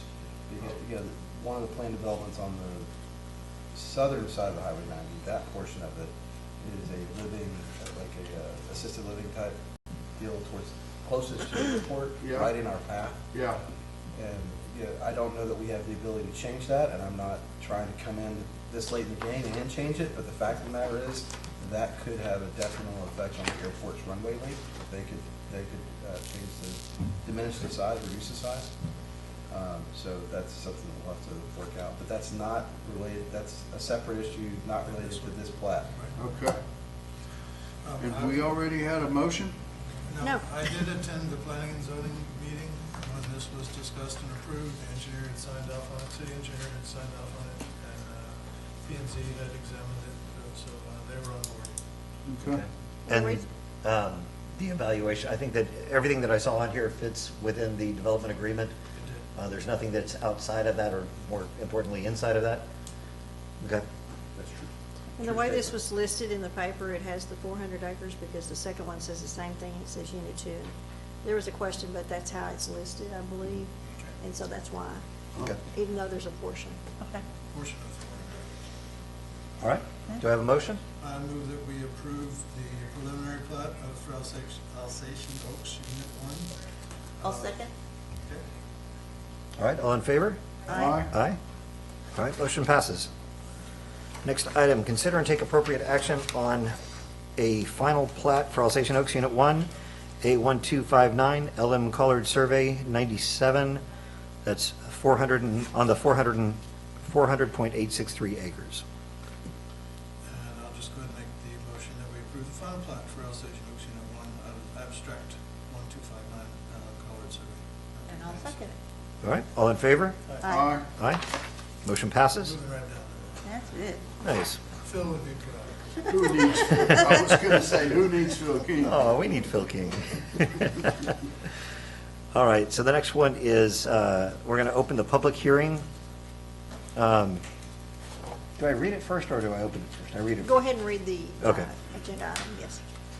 Public hearing on preliminary plat for Alsatian Oaks, Unit 2, located immediately north of Highway 90, east and east of Tondra Drive. We're going to open this at 6:58. Excuse me. Okay? Any discussion on this one? The P&Z did state that they were willing to approve the preliminary plat based on Mr. Cosine's review, and there were a few issues that they were already addressing. Other than that, they were amenable to the approval of the preliminary plat. That gives them time and room to address issues. I messed that one up too, sorry. So it's the public hearing. Did we have anybody that had comments? Sorry, Yeah. we're still in public hearing. Yep. No. All I right. mean, go ahead. So let's close the public hearing then at 6:59. Moving too fast. Yep. It's all right. Next item, consider and take appropriate action on a preliminary plat for Alsatian Oaks, Unit 2, Abstract 1259, the LM Collard Survey 97, on the 400.863 acres. About 62 acres for this one. 62 acres on this one. 63 if you're rounding up. And as I said, the P&Z had issues, but they were willing to approve the preliminary plat with certainty that they would address issues before the final plat application. Okay. And what kind of issues did they? They did enumerate. Well, this says right here regarding the water rights. That's right. The subdivider must provide transferable water rights of funding to purchase water rights to the city of Castroville for ample water supply for the subdivision. And under here, it says, however, city staff recommends conditional approval of the preliminary plat with the condition that the comments be addressed in the final plat submittal. So was a suspense given to them to get us these water rights? If they're giving them. I think that's the recommendation. It's not been given. Y'all would have Okay. to authorize that at this meeting. Okay, okay.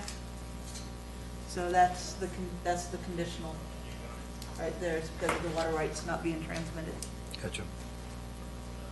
I believe there's also a letter from our engineer in the packet also of the things that I think they pointed out. Okay, so there's 2 block 6s, problem with the code A, and classification of each street in the subdivision. And he also wanted them to do sidewalks on both sides of the street. Okay. Then do I have a motion on that? I will make a motion that we conditionally approve the preliminary plat of Alsatian Oaks Phase 2 based upon their meeting those conditions stated previously. All right, does that suffice? All right, do I have a second?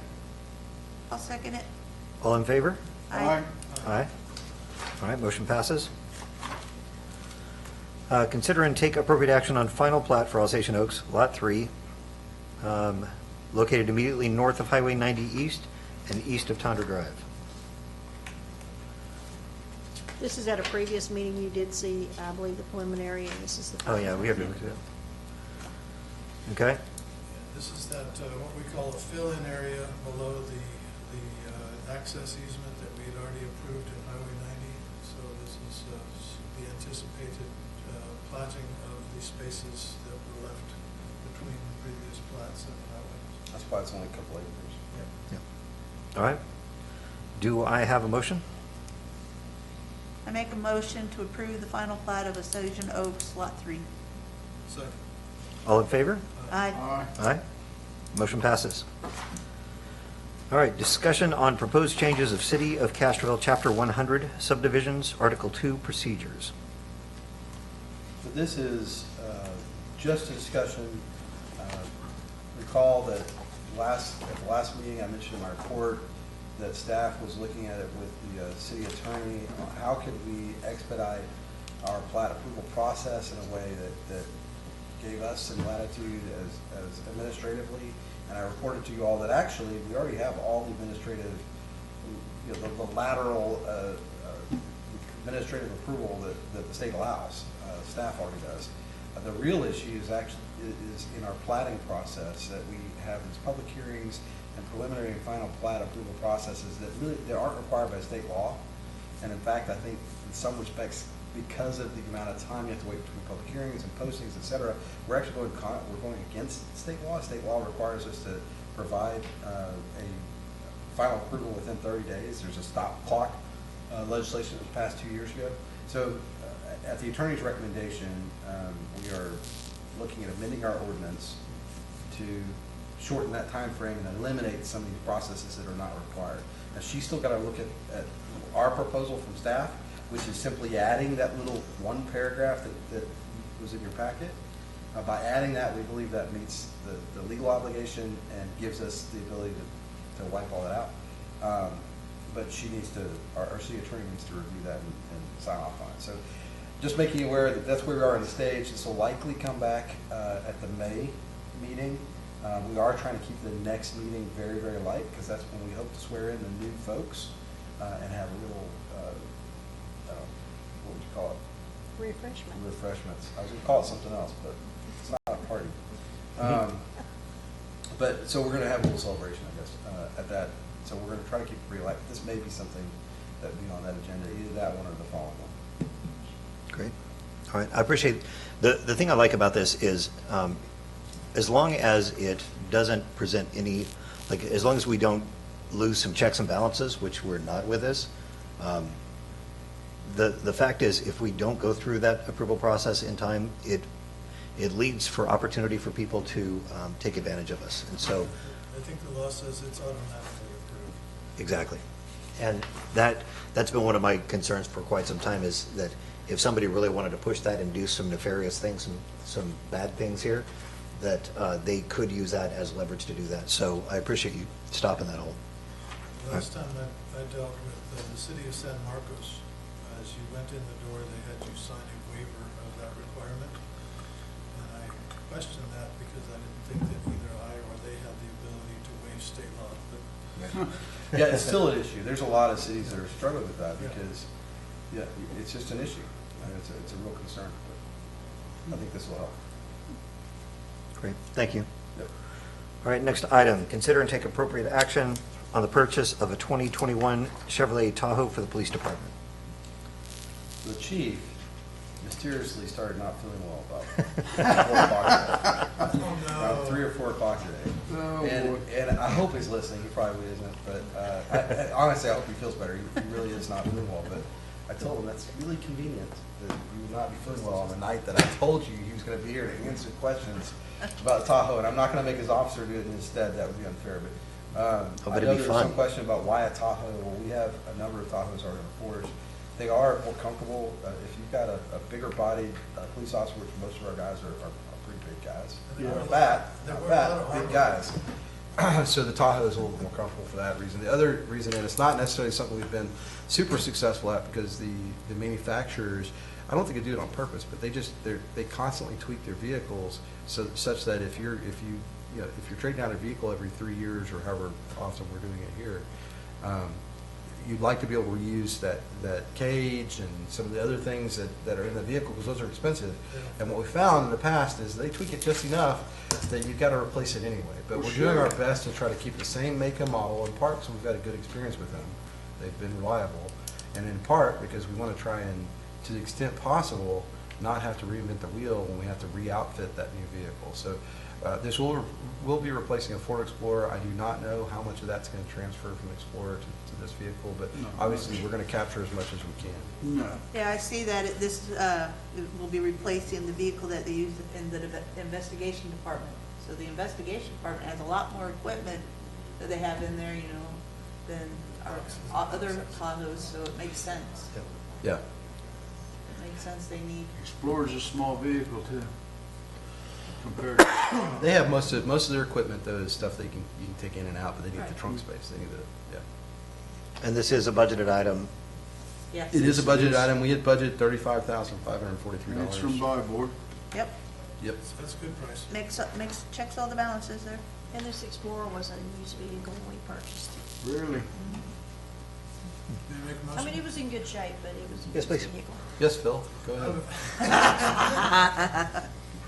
I move that we approve the purchase of the 2021 Chevy Tahoe for the police department. Do I have a second? I'll second. All in favor? 2022 Chevy Tahoe. It says 21 on my end. Oh, I'm sorry. Recommendation is 2022. Yeah, subject says purchase of 2021, recommendation is purchase of 2022. Yeah, it's contradicting. I would Well, the simply, information behind it is a 2021. Okay. Okay. Who seconded? I did. We'll just All right. see what they do. All in favor? Aye. Aye. Motion passes. All right. Next item, consider and take appropriate action on authorizing the city administrator to enter into a public utility easement agreement with Terry and Don Grove. So I think this is detailed in in your supporting documentation, but they were wanting to eliminate a big box in the location of it. In order to do that, we need to extend our line and get an additional easement. The landowners are favorable to it. That's why this easement doesn't look like some of the other easements we've had. Apparently, this is pretty standard practice in the electrical world to use this type. This came from our engineering group.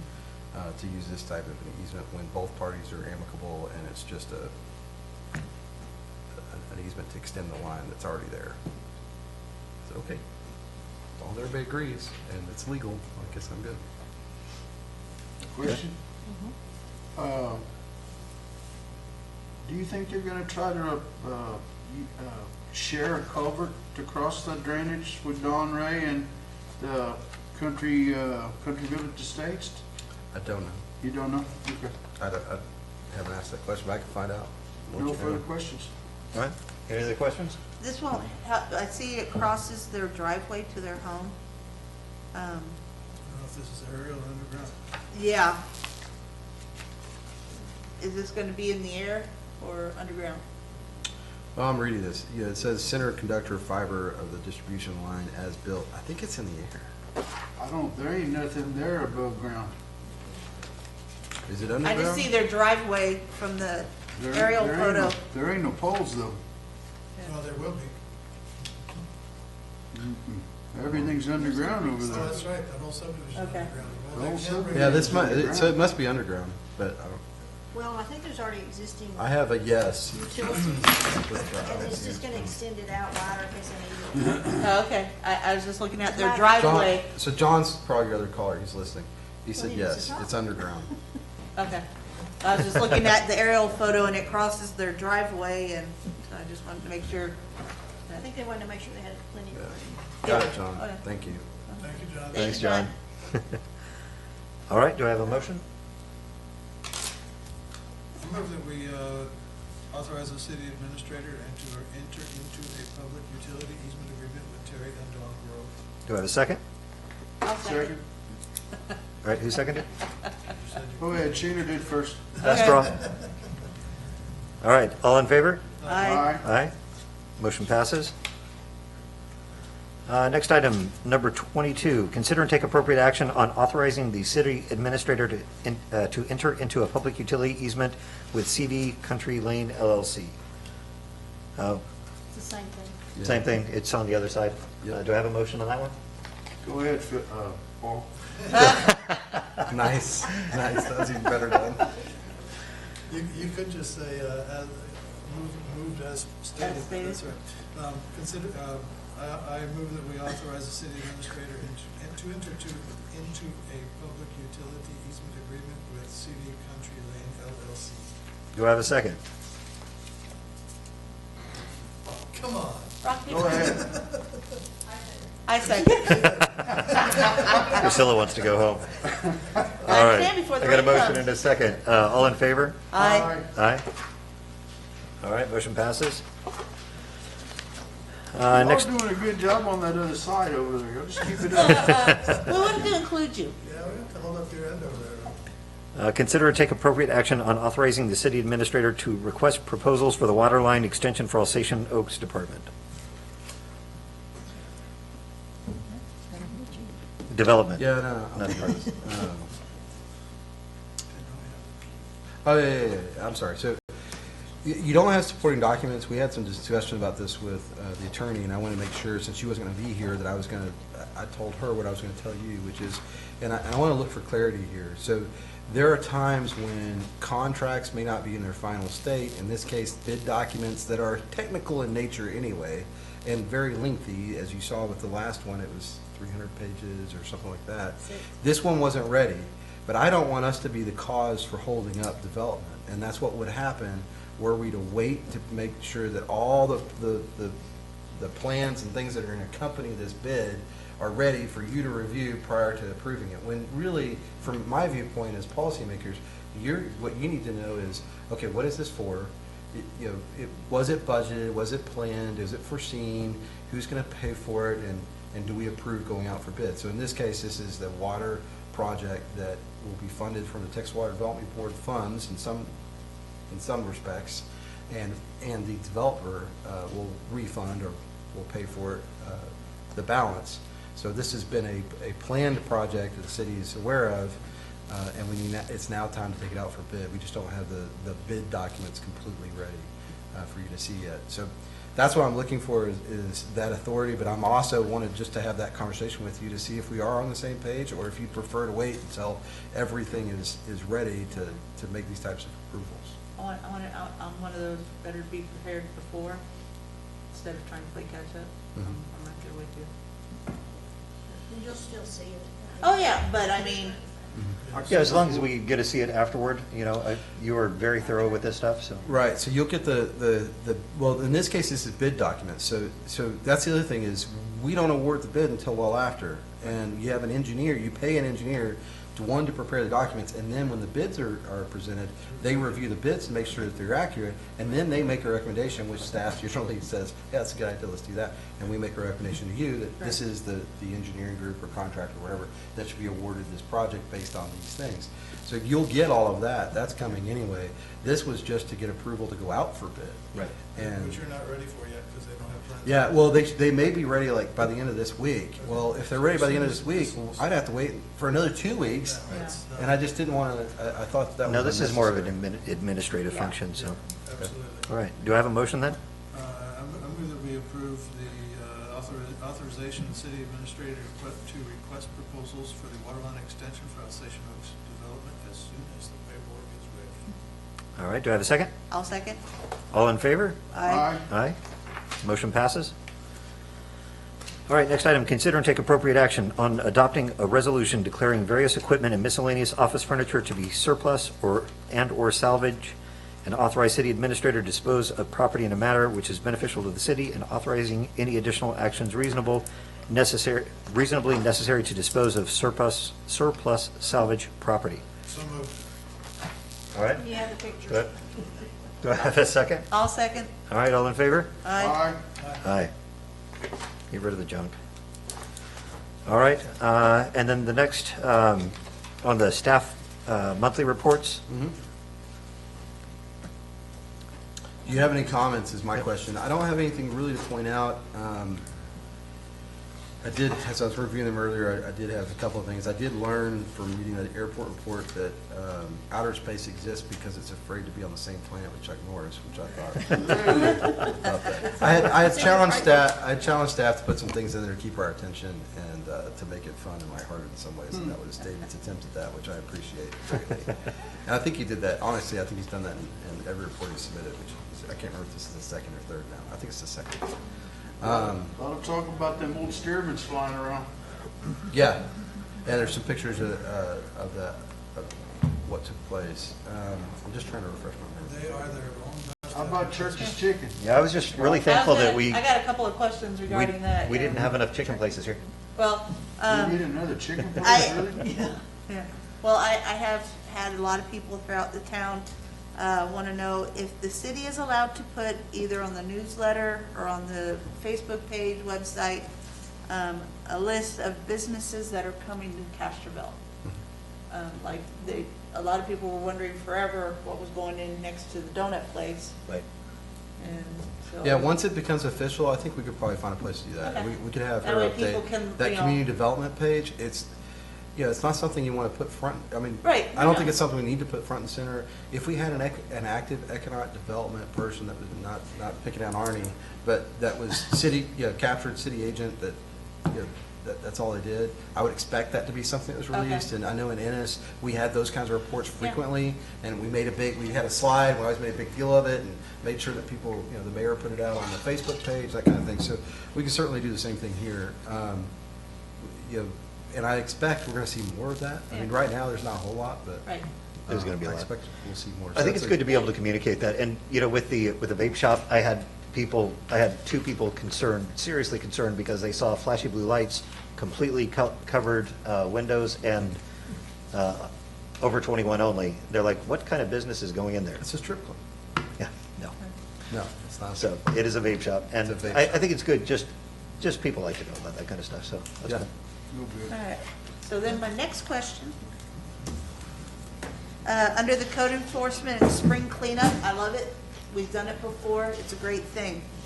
However, there are some areas in town that meet all this high grass and weeds, accumulation of trash debris, accumulation of junk, inoperable junk vehicles, yada yada, in their yards, and it's been there for years. And so I'm asking, what is the city's plan to address these non-conformers to where they start falling in line like the rest of us that follow the rules? Well, so one of the things that I need to have a conversation with you all about, and we'll probably do this after the election, we're doing our retreat and talking about just some visioning for the city. Right now, my understanding, having talked to Brianna about this very thing, is that by and large, we are a complaint-based code enforcement. So we do it based on complaints Right. of the neighbors. And so if you see those types of things, well, it's because apparently the neighbors and others are happy with it, or they aren't complaining, right? Really, that's what it boils down to. Beyond that, I think we could also get a report to you all of, here are the areas, here are the addresses, and here's the information on the citations we've issued. Here's the ones that we've remediated. Here's ones that are problem children that aren't behaving, but that we've had contact with. We can provide that type of report for you. But I think that's one of those policy discussions that I need to have with the council to understand, well, where's your mind? Because it is a big, it's a big undertaking. And you think people are upset about their water bills, wait until you tell them what they can do on their own land. Right? Yeah. It's an issue. The other issue the city faces, and this is just a fact, is that we have portions of the city that aren't the city, which Right. is bizarre, but your common citizen does not know or recognize that. So they drive by an area that's in the county officially, but it's wrapped in the city. And there are areas like that I know. I just drove by some today. As you go towards Hilltop, Yes. there's several areas out Yes. there that are in the county. Okay. They are not city property. Okay. And they are terrible. Yes, They look terrible. yes. And we have no code enforcement. Okay. We have no. I don't believe we have any code enforcement. I might have misspoke, but I'll check with Brianna on that, because Okay.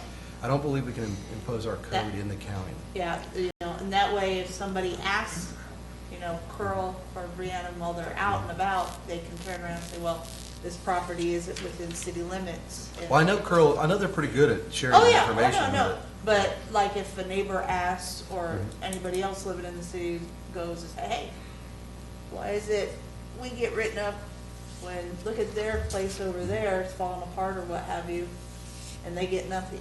So I've had a couple of people come to me and I'm like, I'll ask the question. And it's a fine line. There's Yeah. a home, again, I'm not trying to pick on him, but there's Oh, a yeah. home between my travel here to Yeah. home where there's a yard in particular that I think looks terrible. Yeah. But truthfully, he doesn't have any trash. Yeah. Or the person does not have any trash in their yard. Okay. It's just, Junk. well, it's just very cluttered. There's a lot of stuff in it. It's not my style, right? And that's the issue, is that you also have to be cognizant of what culture, different people's cultures and preferences, and what is one person's, that, you and I might think looks terrible. They're thinking, no, that's not, I like that. That's, Yeah. it's abiding by the letter of the law, Right. and I'm fine with it. It's a collector's So we item. want to be, when we talk about this policy issue in the future, that's one of the things I'm going to engage you on is, and I'll kind of listen for some feedback and parrot it back to you to make sure that we're on the same page, because it's a dangerous territory to step into. Oh, yeah. Absolutely. And we don't want to be, we don't want to go too far off the deep Right. end in that respect, and you Yeah, I can't think- pretty easily. I think that you just look at the things that encroach on neighbors, things that cause issues for neighbors, and it's not, again, aesthetics is beauty's in the eye of the beholder, so we don't want to go down that road. It can't be something that is subjective, but then something that is completely objective. Well, that's why junk vehicles are state law about, because it is a safety issue. Kids can climb in there, can get locked in there, heat during the summer can be a real issue. But there's also property value devaluation that occurs because of some of those things. There's certain activities that the state has recognized, and the attorney's not here to give her opinion. But when she is, I know that's one of the areas that I would expect her to weigh in on, is where you are safest is where the state has already identified these are nuisances, these are things that can be remedied, and we've given cities the power to go out and pick up junk vehicles and do those types of things, to take away people's property because it's unsafe, because there's an issue. So those are the areas that I think we probably want to concentrate on first, and then let's talk about those. Okay, We then my think next it's junk question. and they might think it's Uh-oh, yard. we had two. She can have another one. Well, since it's all under this one tab, my next question is, under the development country village estates, we put communication company did not install the conduit with the required separation as per the trench details on the primary unit conduit runs. And then it says communication conduit running in the same ditch with electric on road crossings can remain as installed. Yes. So, do we have anybody that we're sending out to do a spot check on these things? That way we don't have any repeats of Yeah. stuff being done wrong? It's supposed to be, it's supposed to be inspected before it's covered up. Okay. I mean, yeah, so the answer is yes. Okay. Yes, someone does it. But the fact of the matter is, especially, and this is gonna be an issue as we move forward, especially with the amount of development we're gonna have, contractors, sometimes will cover things up Yeah. before you get a chance to look at them. And then it becomes an issue, right? So, we're trying to stay on top of that. Okay. You know, to the credit of the person who prepared this report, they were factual and truthful about, here's the issue, and we're okay with it. Okay, Otherwise. okay. And not only that whoever's gonna inspect it is capable to do that, Yeah, or qualified to do Yes. that. yeah, Yeah, I think we've got the, Yeah. When I was building here, the building inspector would not climb 3 steps into the house without a handrail. Wow. And I had stairs to the 2nd floor with no handrail. And then you'd have to climb a ladder to the attic at the time to look at the air conditioning systems. Guess what didn't get done? yeah. All right, and then my final question, in regards to Country Village electrical installation progress, it's annotated here that it was, let's see, the bypass plan had not been submitted. There was a bypass pump staged at the upstream manhole, plus a few spools of laid flat hose in the event the bypass needed to be used. This is in regards to the existing sewer main. Mhm. It says contractor was managing flows with sandbags and monitoring the flow throughout the day. I guess there was some concerns regarding that. And then they notified John Gomez of potential conflicts with some existing utilities on Country Lane. And then it says that John and BGE came to an agreement on an alternative to move water main to the other side of the street. Mhm. John has that authority to make that call? Yeah, I mean, there are changes in the field that It's have, moving from one street to the other. I was just making sure there's no financial impact on the city that we would have to vote well, I on. think that's part of the agreement they came to. Okay. Is that it's gonna be, I'm just making Yeah. sure. I want to do a CYA, you know, yeah. so, all right, that's it. Thank you. Yeah. The big issue is, I mean, so, I ran across this quite a bit, and then as well, and sometimes it was TxDOT, sometimes it was a TxDOT contractor or somebody else. There's the planned installation, and then, what they call, when they look at the document and say as-built. Yes. So your as-built is rarely the same as Right. what was designed. Right. But that's, that's who you want out there as your public works director, looking at the needs of the city. Right. And saying, okay, this is something long-term we can live with, or no, we can't. Right. And sometimes the answer is no, we can't, this needs to be fixed, and sometimes it's like, no, that's all right. Okay. We can deal with it being over there, but we want to make sure that the drawings reflect that we don't end up with And another it's done issue where there's a right, yeah. line somewhere that we didn't know about. Exactly. We don't like Those the are all backhoe issues that we locates. deal with. Okay, I was just making sure that it's not, Yeah. you know. That's something an excellent does. question. That's why you do the as-bills, so that you know where they are. Right. Okay, thank you. All right. Anything else? Nope, that's all my Great. questions. Discussion on future agenda items? No. Way past time. Get through elections first. All right, great. I won't be here May 10th. I'll be out of state. We like you anyway. I'll be out of state from the 10th to the 14th. We'll let you come back. So we'll need to figure out a time to do our retreat, but I'll probably email you all that and just ask, what dates are available, and we'll try to figure out what works best. It's gonna be hairy for me personally, because I've got a daughter who's graduating. Oh, my. And I'm gonna try, as soon as she's done, I wanna move them down here. Yep. So I've got to figure out that move, but somewhere between, kind of towards the end of May and early part of June, I'd like for us to plan a retreat. And generally, the way I've done those in the past, they're 2 days. We try to do it, like the first day might be a Friday in the evening, so it's not 2 full days. It's Friday from 3 o'clock to 7 or 8, and then the next day would be a Saturday, and we do it in the morning from 9 to as late as y'all can go, which usually is around 1 or 2 o'clock in my experience. It's not an all-day thing on a Saturday. So. But I will. That's the way I've done it in the past. But I will bow to whatever works best for us, because ultimately we need to pick times when we can all be together. Crackers and water. Crackers and water. Crackers, thanks. All right. Sounds good, thank you. So we are through all of our items, so unless there's any objection, we are adjourned at 7:30. Woo-hoo. Thank you, sir. Thank you. It's all right on the dot. I'll do another one.